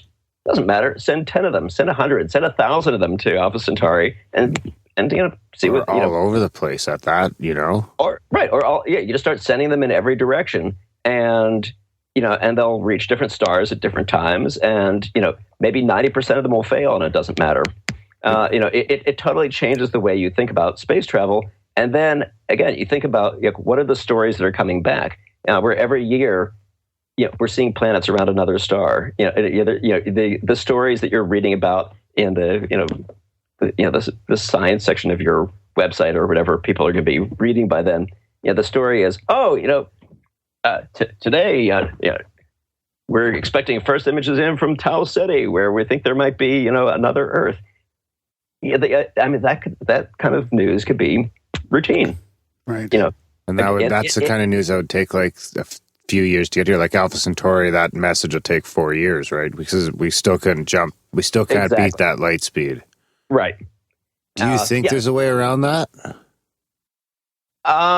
If there is that, I'm quite certain I'm not going to see in my lifetime. There are enough weird things in the world and enough sort of uncharted corners of our theory that I would never say faster than light travel is impossible.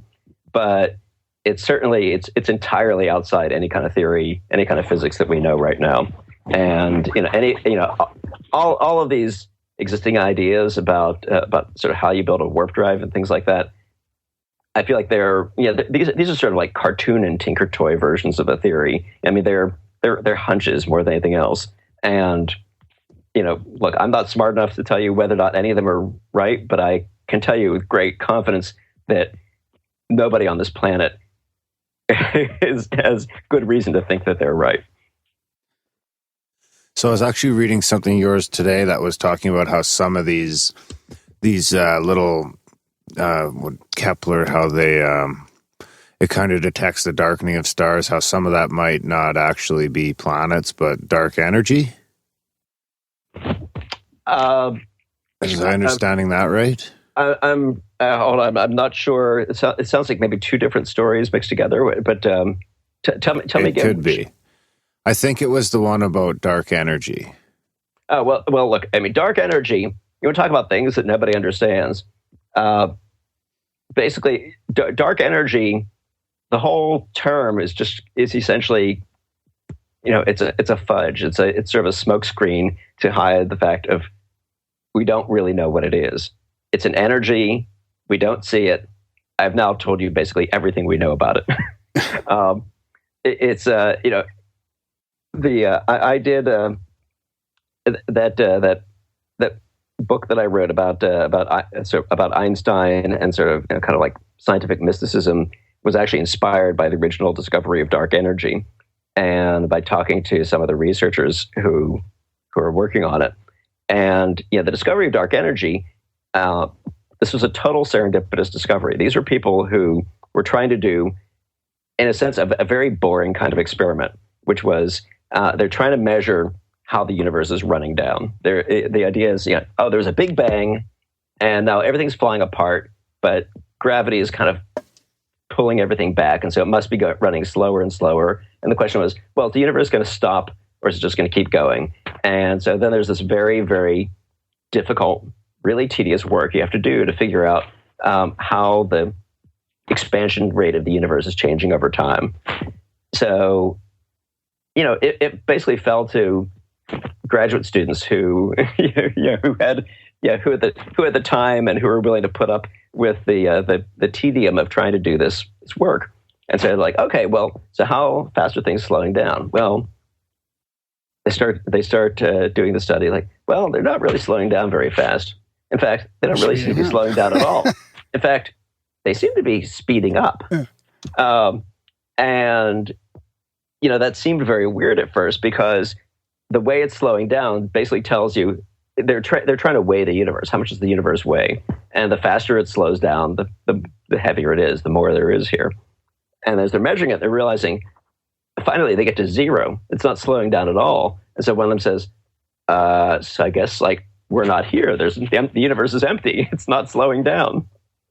And then they started getting these negative numbers. And then that's when they realized we're actually looking at something totally different. We're looking at a universe in which really the matter, the galaxies and the gas and the dust and the stars and all these things that we think of as the universe, that is actually not most of the universe. That's sort of like, that's the kind of like the soap scum on top of the universe. The real universe, the thing that's actually controlling the fate of the universe, is this invisible and completely unknown energy that we call dark energy, but we don't really know where it comes from. We don't really know how it works. We don't really know why it's there. There's no theory that explains it. It's just this measurement indicates that it's there. That's how dark matter sort of started too, though. Yeah. So I mean, the annoying thing is that dark matter and dark energy are they the same thing? No. Right. They have these very similar names, and they actually seem to be very different things. I mean, there are some people who've tried to make connections between the two of them. They appear to be really entirely separate. I mean, dark matter almost opposite. Almost, yeah. In many ways, dark matter is pulling stuff together. Dark energy is pushing stuff apart. The real idea of dark matter is, in a sense, it would be surprising if you didn't have something like that. You think about like the way we experience the world. We experience the world through five senses. We overwhelmingly experience the world through vision, and vision is responsive to just a teeny tiny, just this little sliver of the electromagnetic spectrum. We see light.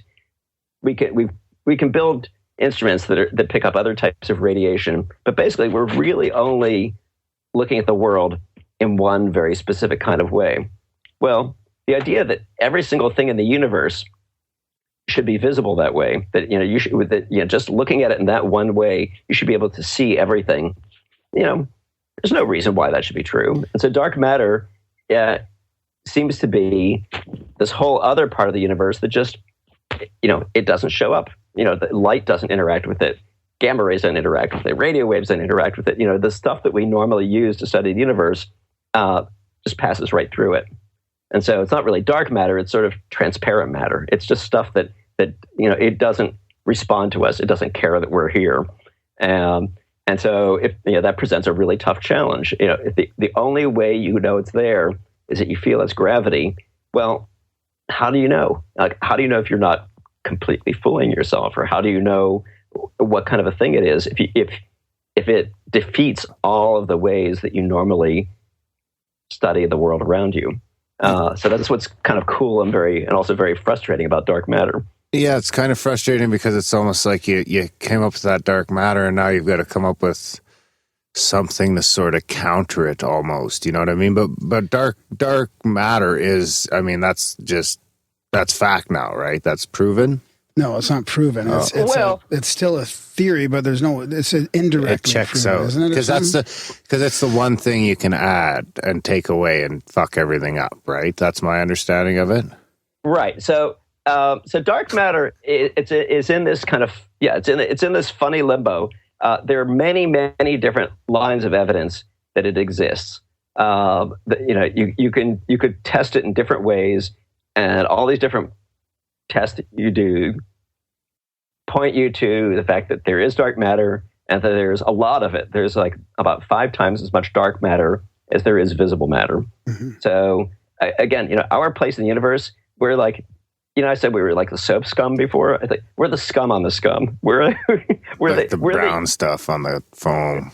Yeah. We're the small minority of matter, and matter is the small minority dominated by all this energy. So, our place in the universe is really, in some ways, very peripheral. It just happens to be that it seems like, at least from our perspective, atoms, the things that we're made of, do interesting and complicated things. They make stars, and they make planets, and they can make chemistry, and they can make people. And as near as we can tell, these other things can't. But honestly, we don't even know that. There could be dark matter planets. There could be, dark matter people. There's a. I mean, I think that's kind of pushing at the limit of what is possible, but it's not ruled out. Is it another word for what we were talking about 125 years ago about ether, and then maybe it's just another word for like the field that connects us all, like the sort of like a Planck scale vibration? I mean, is that the same thing as dark matter too? Like, is it also going to be what's missing in our environment that we can't visibly see that sort of connects us all together? Well, the ether is an interesting case because the ether was sort of the ether was kind of a hypothetical thing that really it didn't come out of evidence so much as from a sort of a lack of a better idea. Yeah. People knew that, okay, space is empty. Somehow radiation passes through it. They couldn't wrap their heads around how that could be, and so ether was sort of this thing that was invoked to fill in a kind of a conceptual gap. Right.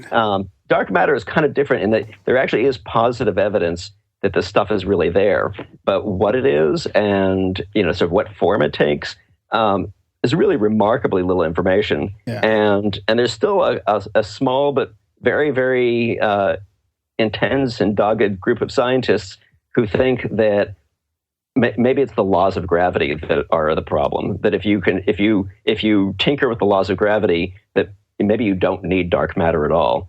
I would say probably 95% of the scientists out there think that they're nuts.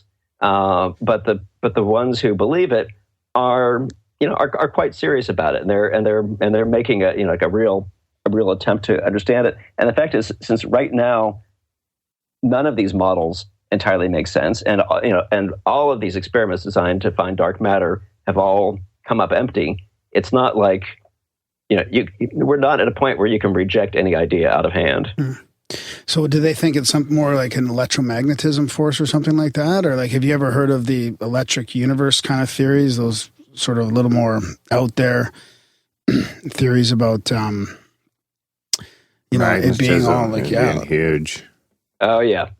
Those are fun. I love a lot of the fringe theories. I'm fascinated by them. First of all, because they expand the range of what you're thinking about, and they force you to go back and really test your ideas. Of I look at things, I think, okay, I'm sure that's wrong, but how do I know it's wrong? Like, why am I so sure that I know what I think I know? It really forces you to go back and question your assumptions. I mean, the electric universe, the versions I've seen where they're trying to explain, the shapes of spiral galaxies, and in the most Baroque versions, they're saying like the Big Bang never happened, that you can explain everything just with electromagnetism, and those things just don't work. I mean, they're cool ideas, but when you really pick them apart, they require sort of so many kind of contradictory or incredibly coincidental types of things to sort of make the different pieces fit together. They don't really hang together as theories. I mean, that said, look, electromagnetism, does play a big part in shaping the universe. I mean, you can see these electromagnetic fields in galaxy clusters, within galaxies. There are these amazing images from the COBE satellite. This was and the Planck satellite. These were an American and European missions that sort of looked at the afterglow of the Big Bang, but along the way they also kind of mapped the structure of our galaxy. And you can see, our galaxy looks like, that experiment you do as a kid where you take a bar magnet and iron filings. You can sort of see shake them and it lines up with the magnetic field. Yeah. That's what you look at these pictures and that's what our galaxy looks like. You see all these crazy snaking lines. And so, there is a whole lot of structure there. And those things are, they're hard to model and they're very complicated, and they're definitely affecting the evolution of the galaxy and the evolution of the universe in ways that are often very hard to model. But when you try to scale them up to all the way to the electric universe level, that stuff tends to fall apart. So how did the recent discovery of gravitational waves affect that 5% of scientists that believe there's a problem with gravity? So it's an interesting question. So the gravitational waves, this particular discovery actually doesn't really tell you what you want to know one way or the other. You can't take it as confirmation. You can't take it as refutation. It sort of tells you what gravity does at one particular scale. The scale of like if you're just bashing together two black holes, which is I mean, hey, I don't mean to knock that. It's very impressive that they can measure two black holes. And if you I can't tell you anything official, but if you wait, let's say Monday, if you wait 2 more days, you're going to hear a whole bunch more about gravitational waves. There's going to be a big announcement on Wednesday. Ooh, teaser alert. Yes. But what's going to happen is already these gravitational wave experiments have seen multiple events. There's only the one that's been announced, but they're seeing like 1 or 2 events a month. Oh, wow. And when they improve the sensitivity, it's going to get more than that. And what you need is to start collecting statistics. When you get dozens of them or hundreds of them, and these things start to when it goes from being like the one weird exciting thing you've seen to just being like you're right. It's like clicks on your Geiger counter, or when it starts to become a routine thing, then you can start to collect the information where you can distinguish between these different models of gravity. Right now, we're just you have one data point, and it's like with almost anything else in your life. It's like one data point, one meal at a restaurant. But you won't stop talking about it. One date with somebody you're not sure about. One data point is not much to go on. So, Grim, are you looking at the gravity waves in real time, or are you looking at the gravity waves, say, 50 million years ago? Like, is the detection of these waves governed by the same speed of light? Yeah, so that's a great question. As near as we can tell, anything that moves energy or anything that really moves information in the universe cannot go faster than the speed of light. So a gravitational wave is kind of rippling through the universe at the speed of light. So that gravitational wave detection that you all heard about from a couple of months ago, that started heading our way 1.3 billion years ago. So when those 2 black holes smashed into each other, and those waves started on their way toward Earth, this was not only before dinosaurs. This was before any life on land. This was when the most complicated life on Earth was basically was amoeba. Yeah, essentially, it was when the Earth started to have an oxygen atmosphere, and you had the first sort of complex single-celled life. That's when those gravitational waves started, and then a month ago they got here. So I guess that's what's so interesting about quantum computing and things like that, because if we can start to use entanglement to bypass the speed of light, like, is that how? Can gravity work like that? Can you apply sort of quantum mechanics to it, or are we certain that it travels as a wave now? Well, so entanglement is a really interesting question, because there is this very interesting property of entanglement, is that it produces this instantaneous effect even as like halfway across the universe. You have a particle of light here and a particle of light there, halfway across the universe, and what you do to one seems to affect the measurement of what you do to the other. But there's a huge catch with it, which the people who get excited about this kind of this instantaneous information thing don't tell you about the huge catch, which is, to confirm that it works, you need to talk to the person at the other end. So like they can't know what signal you're sending until essentially you send them the code book to tell them what the code was. And the code book, you can't send the code book faster than the speed of light. So quantum entanglement lets you do certain things incredibly well, including, like, if you build a quantum computer, quantum entanglement lets you read the information out of the computer without touching it, for instance. But it doesn't actually let you send messages faster than the speed of light, because pretty much no matter what you do, the universe will screw with you. The universe will not let you find stuff out faster than the speed of light. And again, with the big caveat, based on the physics we know right now. There's no known physics that lets you do that. But is there a loophole? There's always a loophole. There could be, because look, this whole idea about the cosmic speed limit of light and how gravitational waves move and all these things. All these physical ideas are, less than a century old. I mean, this is a relatively modern. This is not a complete theory. It's a good theory. It's better than what I could have come up with. Einstein was a pretty smart guy, but it's not a complete theory. Yeah, I think that's the kind of thing that seems to be forgotten nowadays sometimes, is it seems like people forget that science is a process, not a religion.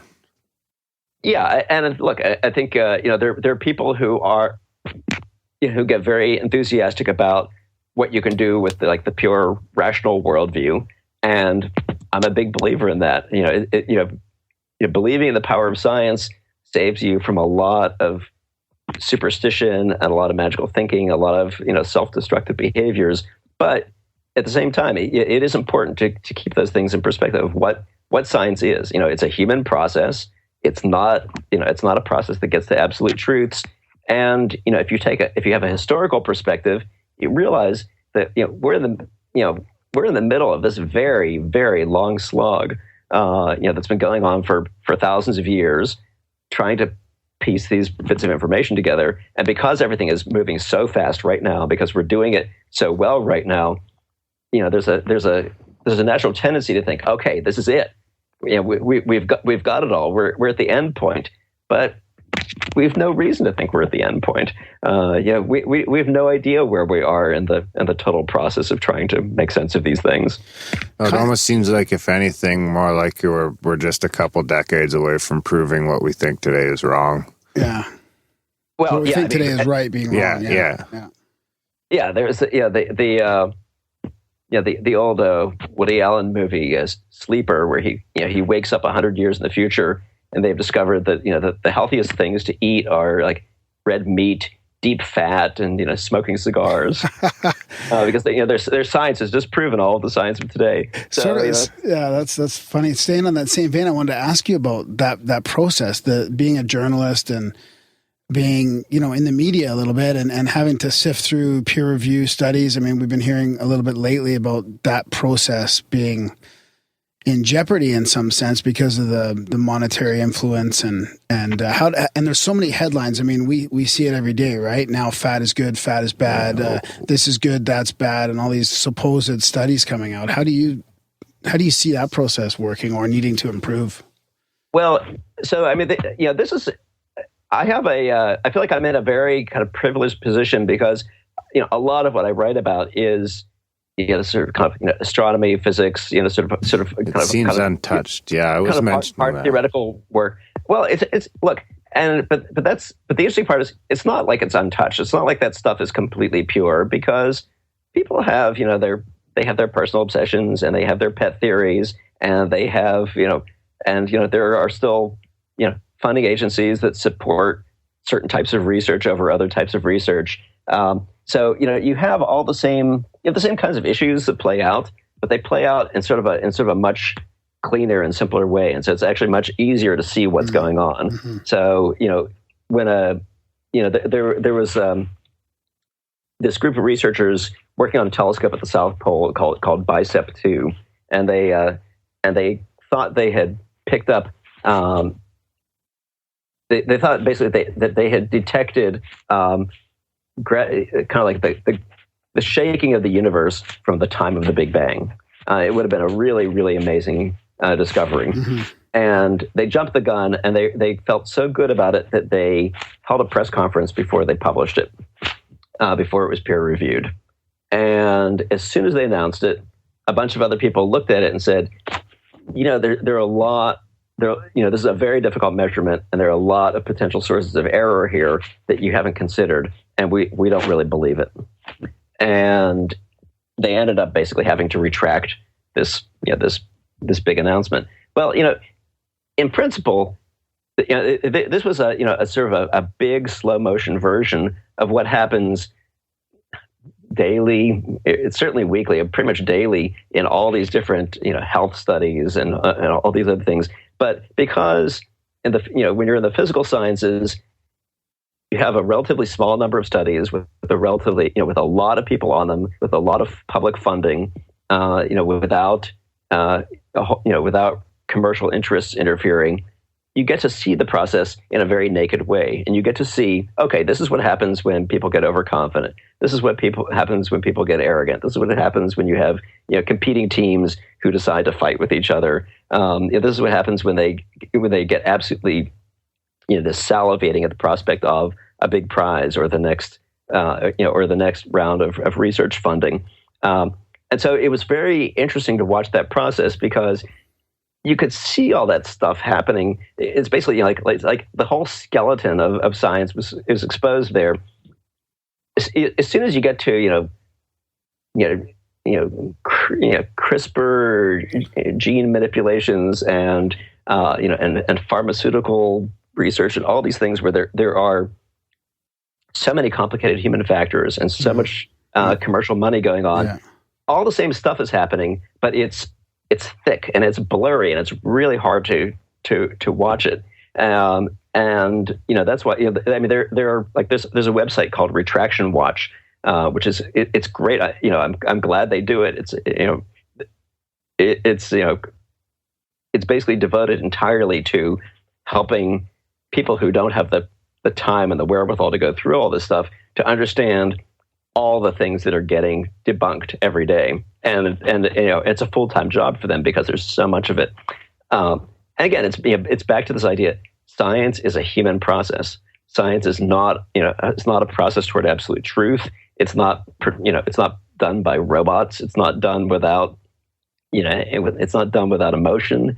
It's done by people who want awards or who want grants or who want the possibility of going to get a lucrative job in private industry. So look, these are they're difficult issues without simple answers. I think the remarkable thing is that peer review works as well as it does. I think I think the problem is not that the process is fundamentally flawed. It's that a lot of the time it's not really allowed to work. There are all these other confounding factors, right. and so I feel like a lot of what we're going through right now is actually it's kind of like what happened after the economic meltdown, where people are like, okay, how do you regulate these banks and these big financial institutions? We accept this. This is a capitalist society. We accept that people want to make a profit, but we have to figure out how to control this. And I feel like there's a straight analogy from that to what's going on in science. That you have this basic structure of peer review, which everybody accepts and doesn't want to mess up.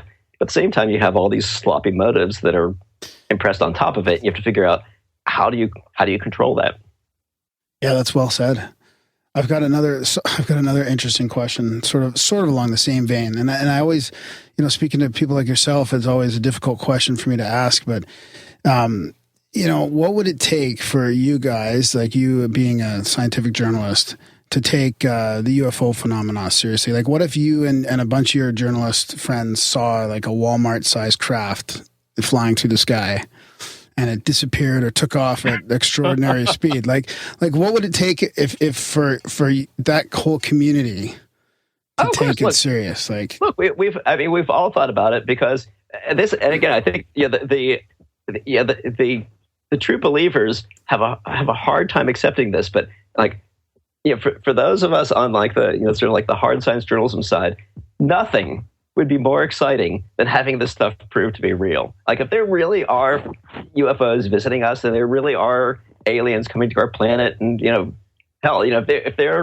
if there's some reason why they like visiting pickup trucks in the middle of the night and anally probing people, and it turns out that it's all true, that would be the most amazing story ever. You'd want to know, like, what is that about? Why are they here? What is their purpose? What is their biology? Why have we not been able to detect them before? I mean, there's so many great questions.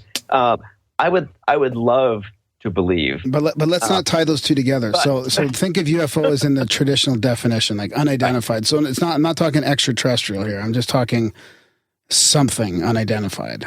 Right. Yeah. And Well, look, I mean, if you just see something that you can't explain what it is, there is a whole community that is really, that's very actively engaged in these things. There are people who, there's a meteor watching community. There's a weather watching community. There are variable star watching communities. I mean, there are a lot of different kind of amateur obsessives who are engaged in different types of detective work. So, depending on what I saw, I would go to the Cripr kind of sleuth. If what I saw was if I saw a mysterious light, there's a whole series of people I could talk to to see, like, did you catch that? And these days, in the era of ubiquitous cameras, there's either a satellite looking down or there's a ground camera looking up a lot of places on the planet.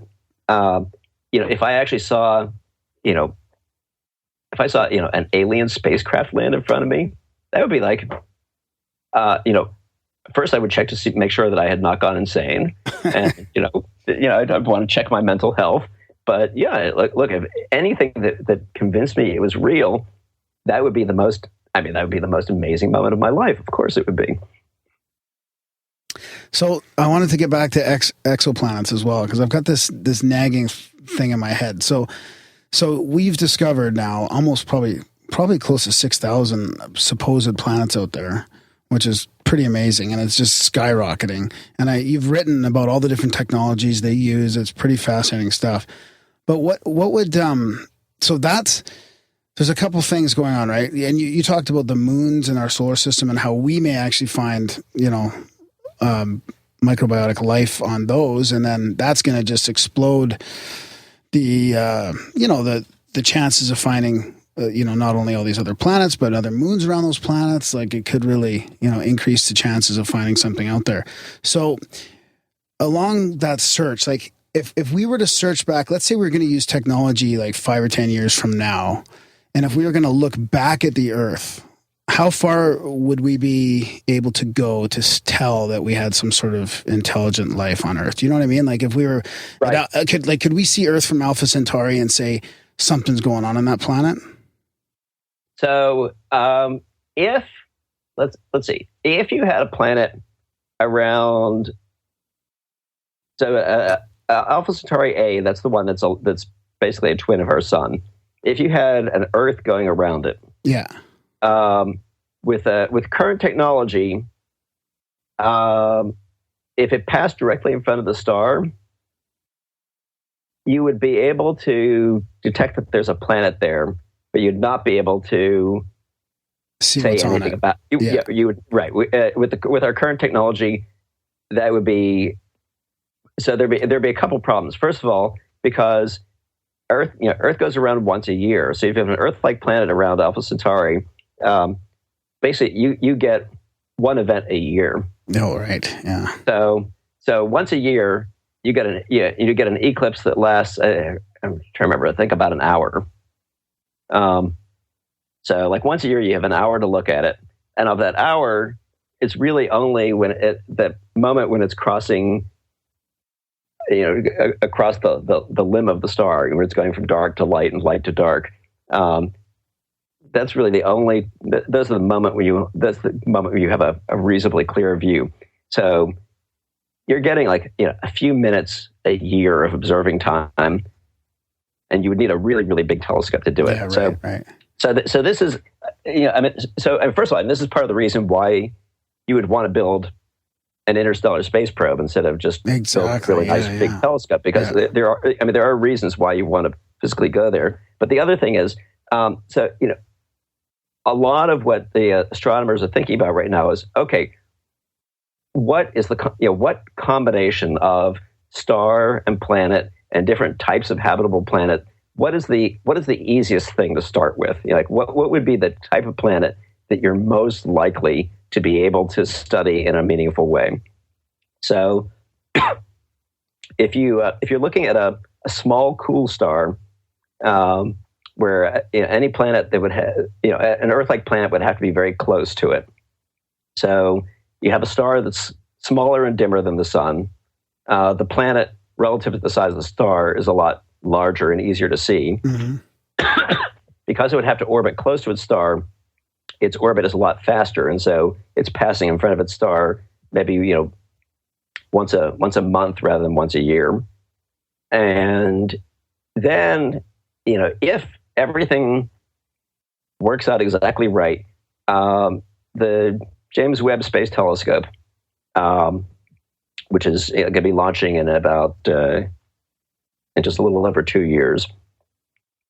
If everything sort of tips out just right, you could probably study the atmosphere of a planet like that and figure out that planet has water, and that planet seems to have a lot of oxygen in its air. I mean, you could do that. That's what you could do with the near term technology.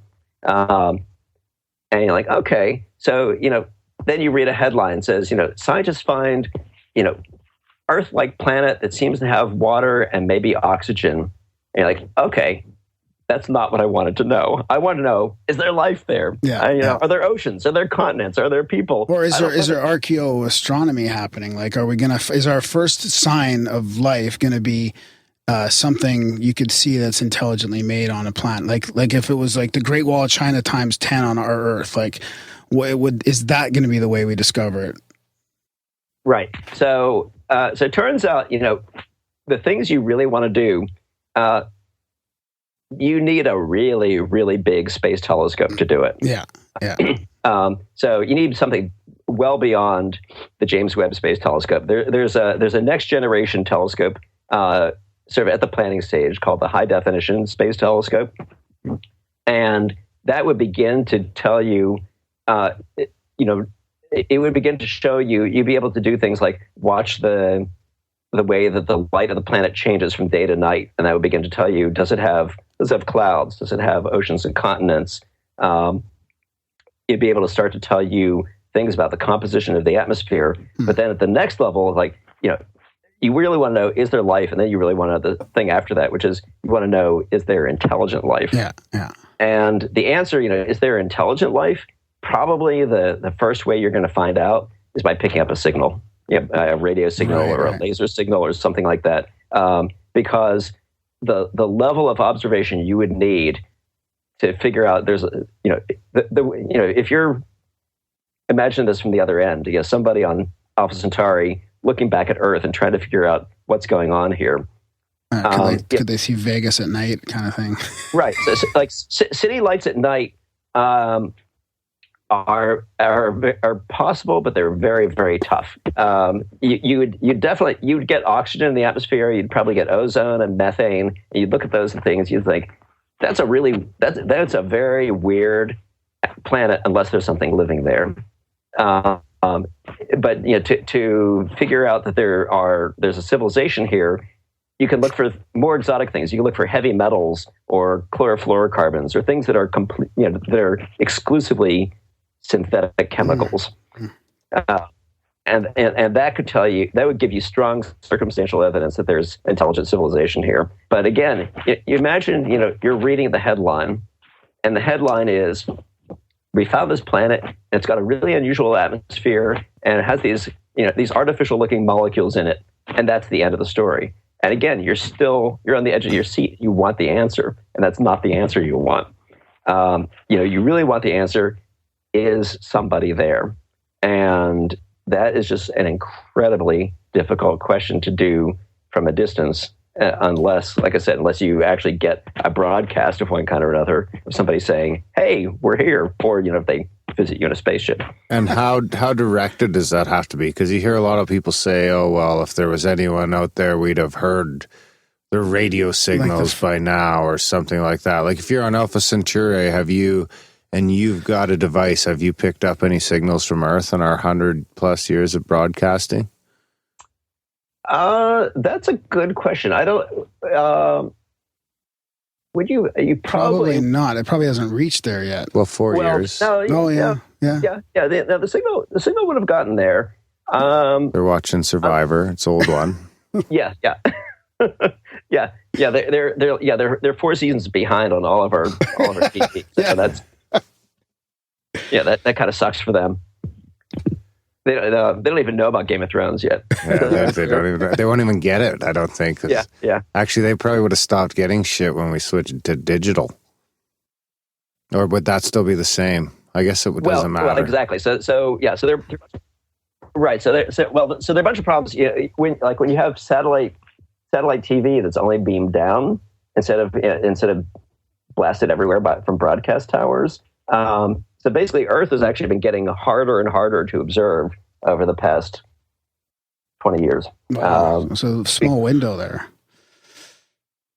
Yeah, we kind of peaked. Right. So that's on the other hand, if you imagine that there are aliens that want to be known, we could quite easily set up a program to to point lasers at, let's say, 100 nearby stars that seem, that are sort of that seem like likely places where there could be life.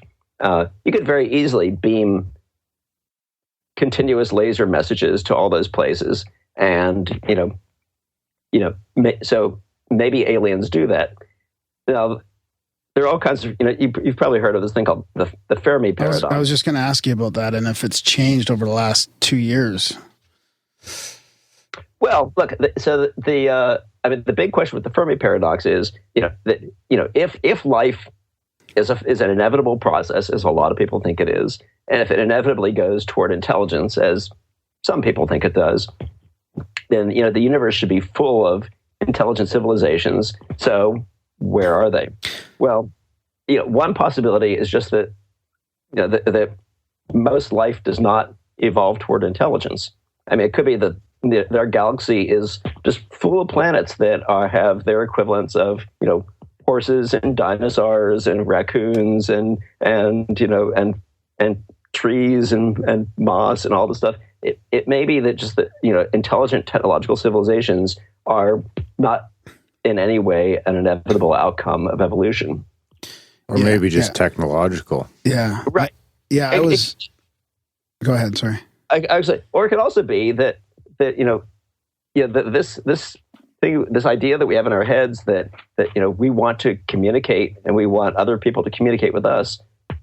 Maybe that's not a universal thing. Maybe there are all kinds of intelligent civilizations out there, and the idea of wanting to talk to another civilization is not even part of what they do. I mean, maybe that's not a universal desire. Yeah, that could be a small percentage of intelligence out there actually doing that. Yeah, that's a good point. We'll go back 200 years and nobody even really, I guess some people did, but not a lot of cultures would have been content to just keep on going the way things were going, I'm sure. Right. So what I meant to say was the Drake equation, has that changed because of the influx of now, you hear these quotes like, oh, there's 1 billion planets per solar system and all this kind of stuff, or per galaxy, I guess. That's what they were saying? Or is that changed the Drake equation a lot, just the amount of finds that we've had? Well, I think the single biggest thing that it's done is it's changed the level of certainty in the Drake equation. I mean, I remember, I one of the things I read obsessively when I got interested in astronomy is I read the early books of Carl Sagan, and Carl Sagan kind of went on the assumption that pretty much every star has planets, and every planetary system is going to be kind of like ours, and so. His billions and billions, that kind of mantra of these very large numbers. That's a very straight extrapolation. That there are something like 200 billion stars in our galaxy. If you assume that half of those have planets, and a typical solar system has something like 10 planets, there are more planets in our galaxy than there are stars. And even if you're only considering roughly Earth-like planets, it's still in the billions and billions. That's where he got back to his billions and billions. Yeah. But he was saying that sort of as an article of faith. Now we actually have these really good statistics from things like the Kepler Space Telescope, and you crunch them and you work through all the numbers, and you look at the actual statistics of how many stars we know of that have planets and what kinds of planets they have, and what, how much we can extrapolate from that to the types of stars we haven't been able to study yet. And now you're back to billions and billions. Only that it's not an article of faith. Now you actually have it based on real data and real statistics. So the kinds of numbers that Carl Sagan was plugging into the Drake equation 40 years ago, and the kinds of numbers we're plugging in now are not really all that different. The big difference is that he was doing it with guesswork, and we're doing it with actual measured data. With actual. I thought the numbers were way off too. Actually.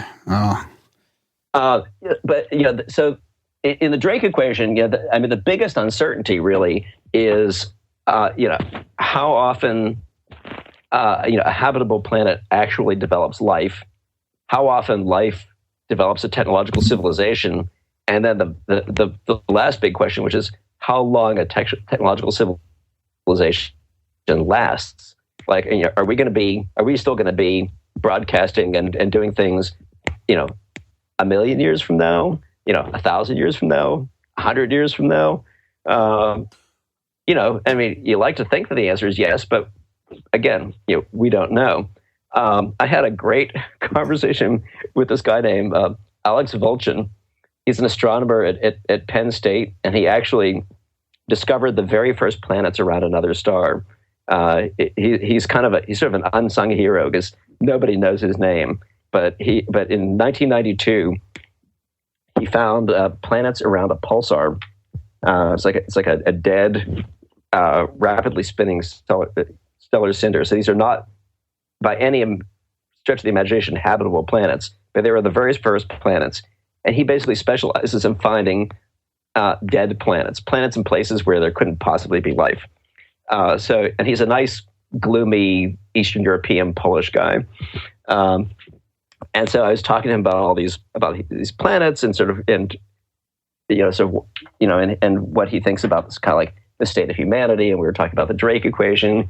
And so I said, well, you're looking at all these planets that are dead planets, but what do you think about a living planet? Like, what do you think is the future of the Earth? Do you think that, that humans will still be here in 1,000 years? He says, 1,000 years? Oh, no.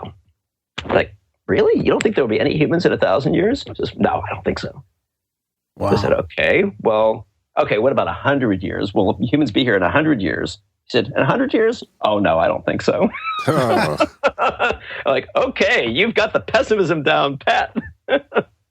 I think, it's tough to say, but I mean, you've still got that time limit, I suppose, before. Well, I guess you've got nuclear and stuff like that, but even that, it seems like you've only got, I don't know, a space of maybe a few 100,000 years to figure it out before you'd run out of whatever you're trying to do, or whatever you need for energy.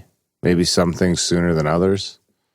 Yeah, I mean, I think, look, if you believe, as I do, that the technological civilizations sort of naturally keep developing new technologies, I don't think we're not going to run out of energy. Oh, we'll just find a new way, right? Right. I mean, that's where you get into things like, you start moving to other planets, or then you start engineering whole planets to harvest more energy for your star, or you learn how to make your own star. I mean, the universe is full of energy.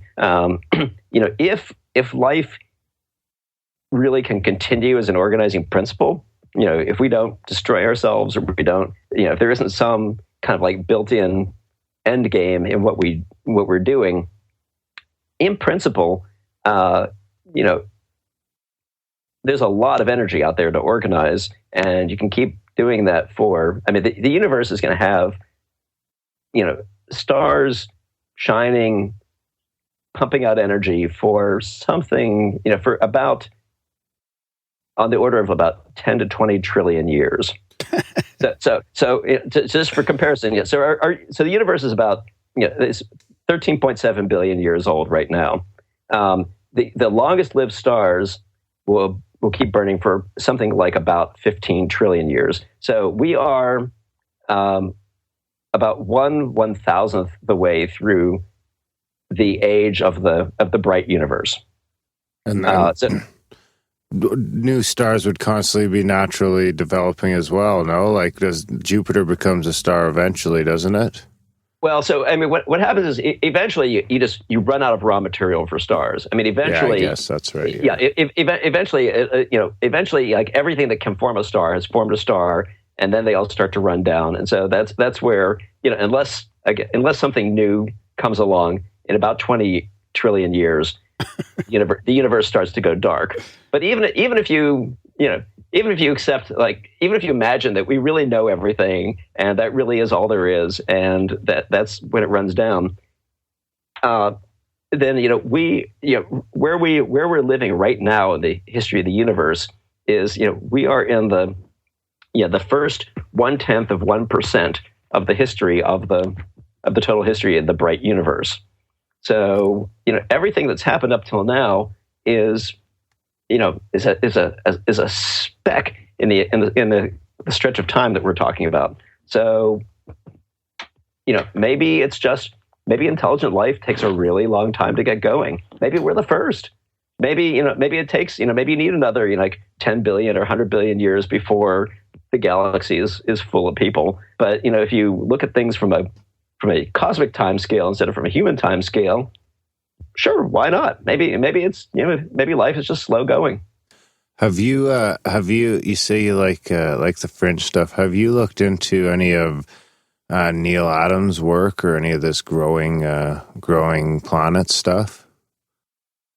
I'm actually not familiar with that. No. Oh man, you got to. I'd be interesting to hear your take on it. If you just throw in the YouTube later on tonight or one day this week, just put in like Neil Adams Europa is a good one. But if you just go to the Neil Adams, he's got a YouTube page full of videos of his little collection of evidence that the Earth, and not just Earth, Mars, he basically says that all the planets are growing through a process called pair production.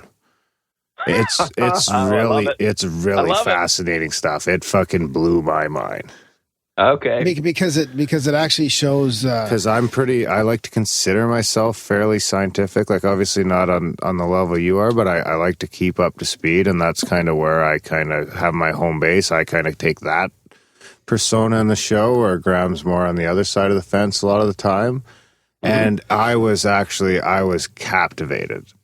And I'm still captivated by it. Oh, well, I love a good mind bender, so I'll look forward to that after the show.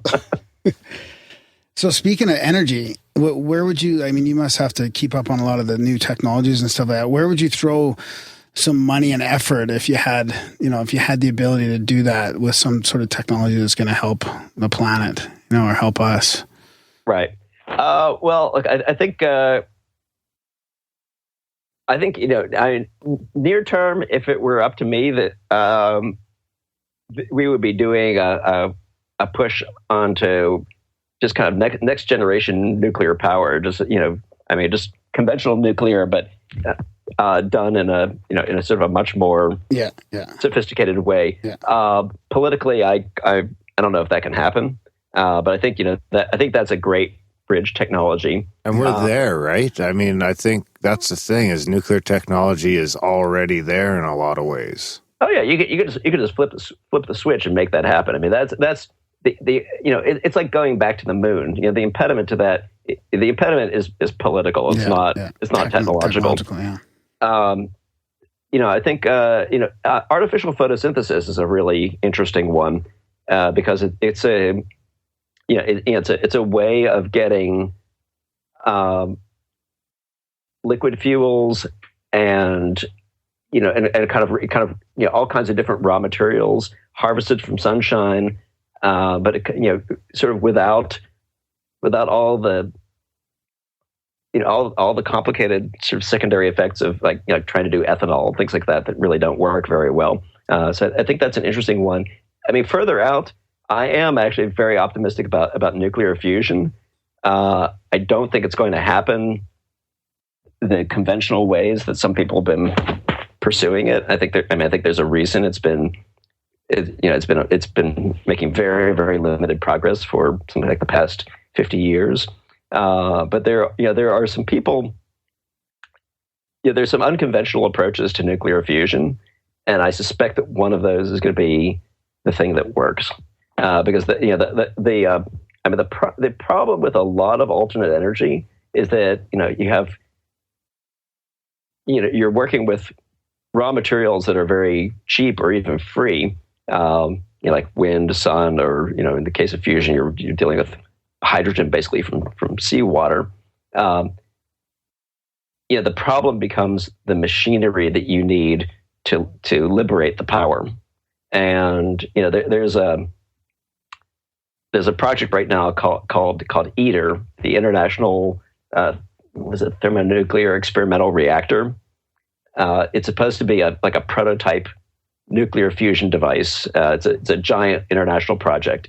The current price tag on it, I think, is $12 billion to build one reactor, which is not actually expected to even be able to. I think it's supposed to be able to just break even, or maybe create a trickle of electricity. And you could sort of look at it like, okay, let's say your fuel is free, but your reactor costs $12 billion. That's not it's not going to be. You're never going to have practically make electricity that way. But somebody's going to figure out a very different way to do it. We know that it's physically possible. We even know that it's look, we've achieved it technologically. When we detonated hydrogen bombs, we did effective fusion reactions. We have these fusion experiments that can achieve reactions. They just can't do it efficiently. So, it's all there. Somebody's going to put those pieces together, and when they do, that is really going to be. I mean, that's going to be a truly revolutionary thing. If you could do affordable, compact nuclear fusion, then the whole, all of the assumptions right now about the environment, about the world economy, could flip upside down. Well, I suppose at one time people thought handheld fire was crazy too. Yeah, wristwatches. That was. I wonder if you've noticed. Have you noticed a growing number of people that seem to think that the Earth is flat? Have you noticed how that camp is growing? Well, I've been trying to figure this out. If it's more people, or if they're fighting each other on social media, or both. Okay, so you've noticed this. I've noticed it. Believe me, I've noticed it. And then how many of these people, how much of it is a put on, or how much of it is them just kind of enjoying, kind of like flipping a middle finger to the rest of the world? It's sort of hard to tell how much of it is just, is aggressive, and how much of it is genuine belief. Yeah. So have you come up with anything that works to get rid of them, or to have them see the light? Or I've been sending them model rocket videos that people have gotten them up there where you can see the curvature, but now these people are up to something, or they're on the payroll. Is there like any simple experiment that any guy can go out in his backyard with a buddy and pull off? Well, look, I've tried that a little bit. My general feeling at this point is that, people who are the Earth is flat. Yeah, there are kind of like there are sort of two populations. I think there are people who are genuinely kind of like curious and maybe a little naive, or maybe a little titillated by it, and so they're kind of there are some people who genuinely want to know. They hear about this, they want to know, is there anything to it? And those are the people who you can send them. You can show them this Discover satellite, or spacecraft that takes daily snapshots of the Earth from. You can see the beautiful roundness of the Earth from a distance of about 2 million miles. And you can show them Apollo snapshots and Apollo videos, and I think actually use this as what they call a teachable moment. But the people who are aggressive about it have absolutely no interest in being dissuaded from their view. They're in it to fight, or they're in it to feel superior, or they're in it to enjoy the idea that there's a conspiracy. There's a very strong will to believe, and the people who have the will to believe, I don't even try to argue with them, because the argument is what they want. I mean, they're not there to be, they're not there to collect information, and they're not ready to be persuaded. They kind of want the adrenaline rush of the fight. And, sometimes, look, every once in a while, I feel the adrenaline rush of the fight as well. And it's fun to poke at the hornet's nest. But I've never, ever seen, one of these people say, oh, okay, yeah, no, you're right. Yeah, the Earth looks totally round. My bad. I've never, ever seen that happen. See, Darren, you just could have taken my advice before we called Cory. It's like, just disengage. And just drop it. I can't help it. Disengage. Stop the whole interaction. I can't help it.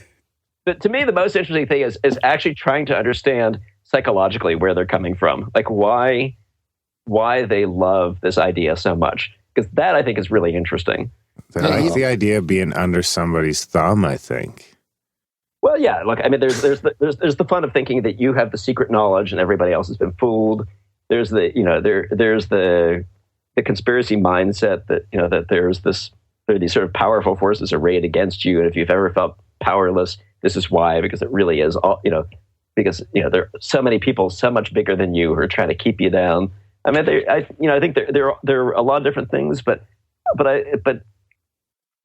I'm fascinated by the mindset of sort of what is behind it. I really would like to understand that more, and in that sense, I am kind of genuinely interested in watching some of these exchanges and sort of seeing how the conspiracy people think, and I mean the moon hoax people as well, and a number of these other sort of hoax obsessives. It's fascinating to me. Sort of what is it in this human mindset that the people who they love this idea of like, my eyes are wide open. I see the things that nobody else sees. You sheeple don't know what's going on, and it's a powerful psychology, and it's a very, I mean, that to me is the interesting part of it. Yeah, it's a whole different level. Like I believe a lot of just crazy things, and I look into a lot, but that's just a completely different level. I think for me, it's because it's not based on personal experience or something as much as it's based on the distrust of the establishment. Like, I mean, I have trust issues with the establishment too, but I'm not willing to say that every picture that I see of a round planet or moon is fake. Like, it just doesn't. You have trust issues with me. Well, yeah, the flat Earth kind of like, I mean, even more than the Apollo hoax, it's just the total audacity of it that, it's like, I don't believe, if people say, I don't believe that satellites exist. It's like, but you can look up and see them. No, I don't believe those are satellites. Yeah. No, that's not satellite. That's a dot. That's like one guy was like, well, the easiest thing, I was like, well, the easiest argument I was, everything I can see with my naked eye or with my telescope is round. So why would Earth be any different? He's like, well, I'll give you round, but I don't see spheres. I know. It's just they're just other flat circles. It is. It's yeah. There's a. We just lost some listeners. Yeah, I do kind of admire the sheer audacity of that. It's like, who are you going to believe, me or your lying eyes? Well, and a lot of it could be disinformation as well. It could be people, like the Russians pay thousands of people to make comments in different to rile up the Americans against each other. Yeah. Oh, no, and I think for a lot of people, it really is, there is also just like a tremendous amount of fun in kind of like pissing off the establishment. Yeah. It's a very easy way to pick a fight. And all you have to do is keep saying like, I don't believe that. I don't believe that. And you can drive the other person into a rage. So it's like, sure, why not? Just, no. That's, well, if you like a brain teaser, you'll have to check out the back catalog. What's that? You'll have to check out our back catalog of shows. Yeah, there's a lack of them there. So before we let you go, I wanted to pick your brain on what you think will be the most exciting sort of thing that we'll see in our lifetime, assuming we're all around 40. Well, did you drink, smoke? Did you do drugs? I need a health profile to figure out how long. Give him 20. Give him 20 years. All I do is medicine. Give him 20 years. Yeah. That's my medicine. You smell, officer. Let's see. Okay.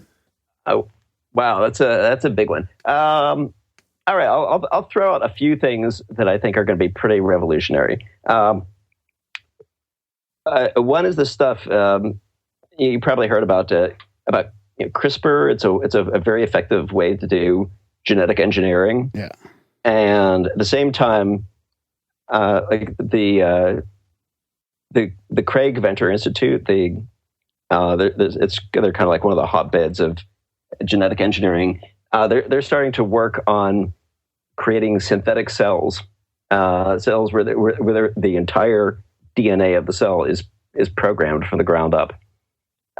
So I think we're going to start seeing something that's far beyond genetically modified foods. You're going to start seeing tailor-made organisms, organisms that are actually programmed in like a DNA operating language, treated as software.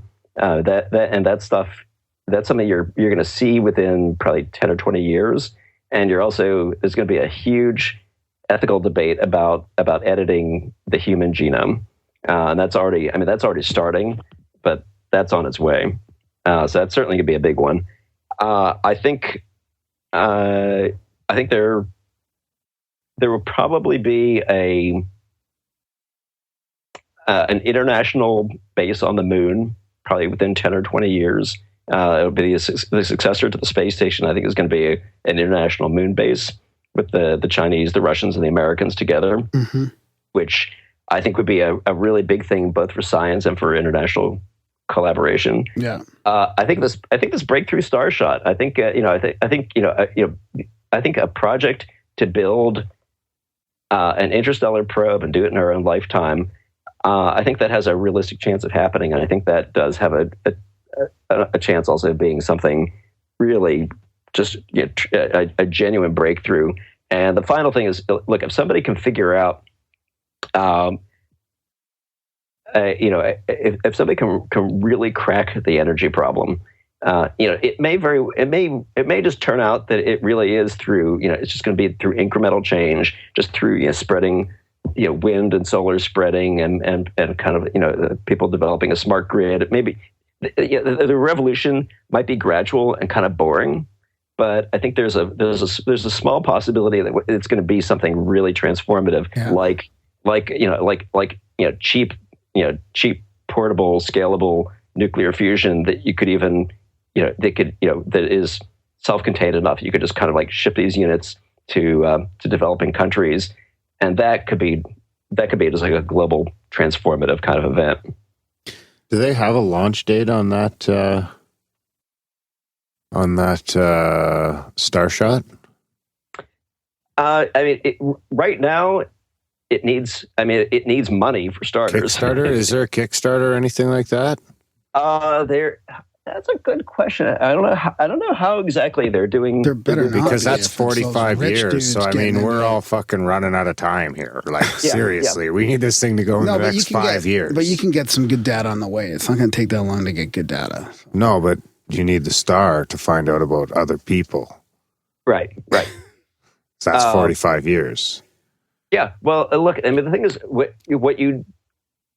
would be great to do a Kickstarter. But what you really, you could also do it if you could convince, NASA and the European Space Agency to sign on, or honestly, if you could convince, Bill Gates and George Soros and 3 or 4 other people to sign on, you could just make it happen. I think the time scale is roughly, it's probably the technology development part of it is probably about a 20-year project. Oh, wow. Shit. Yeah.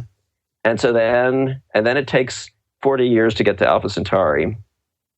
So I would... 4 years to get back the message. Yeah, so cut back on the red meat. Yeah. Well, I'm just counting on science to fucking bail me out here. Yeah, maybe they'll be able to. They might be able to download you into a cyborg or something. Then I'll be happy with some like little nanobots that can go just clean me up once a year, once every 5 years. They just run through, clean everything up, take off the scale. I'll just be happy with like a self-driving car, so I can do very slow wheelies in the Walmart parking lot, or not having to work. Right? If they could somehow revolutionize us out of the workforce, So I think that would be like I'll take that over anything else. So I could just do what I love all day, bang on my drum. Yep. Right on, Cory. Well, thanks so much for coming on, man. It's been a great chat. Oh, it's been fascinating. Thanks so much for your time. We're gonna send links to you're on Twitter all the time, right? We'll put your Twitter in there, and we'll send links to stuff that you do in the show notes. I tweet like a maniac. Yeah. What I do, but I'm anytime I'm avoiding any kind of other work, I'm on Twitter. So I'm on Twitter a lot. Nice. Right on, buddy. Thanks so much. Okay. All right. Thank you. Take care. Okay. Yep. Ciao. All right. Bye. When the mouse doesn't work, you have to hit the button. Okay? Click the button and it'll pop up on the screen. Anyway, yeah, big thanks to Cory for coming on the show. That was a fun one, eh? Yeah, that was good. A great sport. Oh, yeah, awesome. Yeah. So what's propelling all those big UFOs up there, Darren? What's propelling them? Yeah. Your fucking imagination.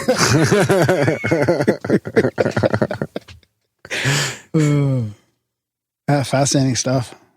Yeah, I like when you can get a guy from that side of the fence that can come in here and shoot from the hip and speculate and kind of have fun and not be stuffy at all. Yeah, you know it's what great. I mean? Yeah. If everyone could just get along. So knowledgeable too about all kinds of stuff, like the whole exoplanet thing. We've been wanting to do that for a long time. Actually, I meant to say that to him. Like we I've been talking about getting somebody on to talk about exoplanets for a while, and this was a great choice. Yeah, absolutely. And I've been going through a few of his colleagues, and maybe we'll try and sneak a few more in over the summer. I was trying to track down Pluto Killer today. Yeah. Oh, well, that's what I had that as a note to talk to him about Planet 9. I mean, he's written articles about that. Right. And he's, I wanted to ask him about... Well, the Pluto Killer would be great to talk to about Planet 9. Yeah. I've seen he's avidly tweeting right now about trying to get that telescope to look for Planet 9. Oh, wow. So I meant to ask him as well about reconciling quantum mechanics and relativity. Or like we kind of got into that. He kind of did a little bit, but... Yeah. He's the kind of guy we could keep in touch with and come have on, once a year to just bring us up to date with the mainstream science. Yeah. Yeah, exactly. He seems like someone you can trust. Yeah. It was refreshing. It's funny that he agreed with me about astronomy and stuff like that being kind of free from that sphere of monetary. Less dirtied up, less muddied up. Did you fix the mouse? Anyway, big thanks to Cory. Check him out on Twitter. He's tweets quite a bit. And it was a fun one. Yeah, thanks, man.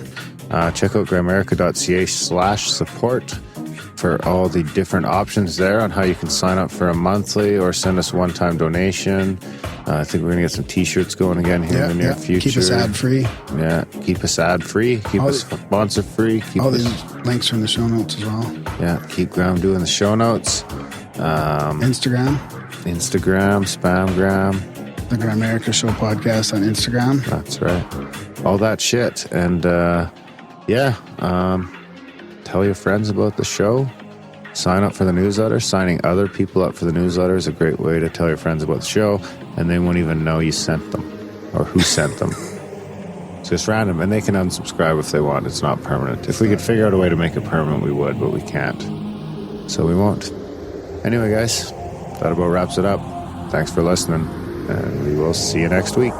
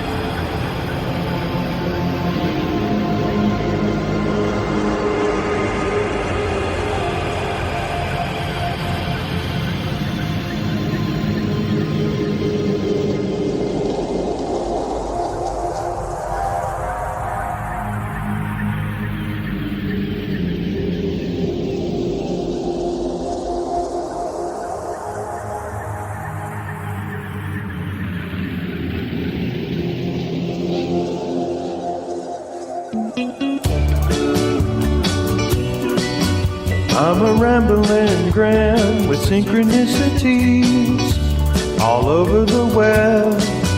And Aaron is skeptical about everyone and don't believe it yet.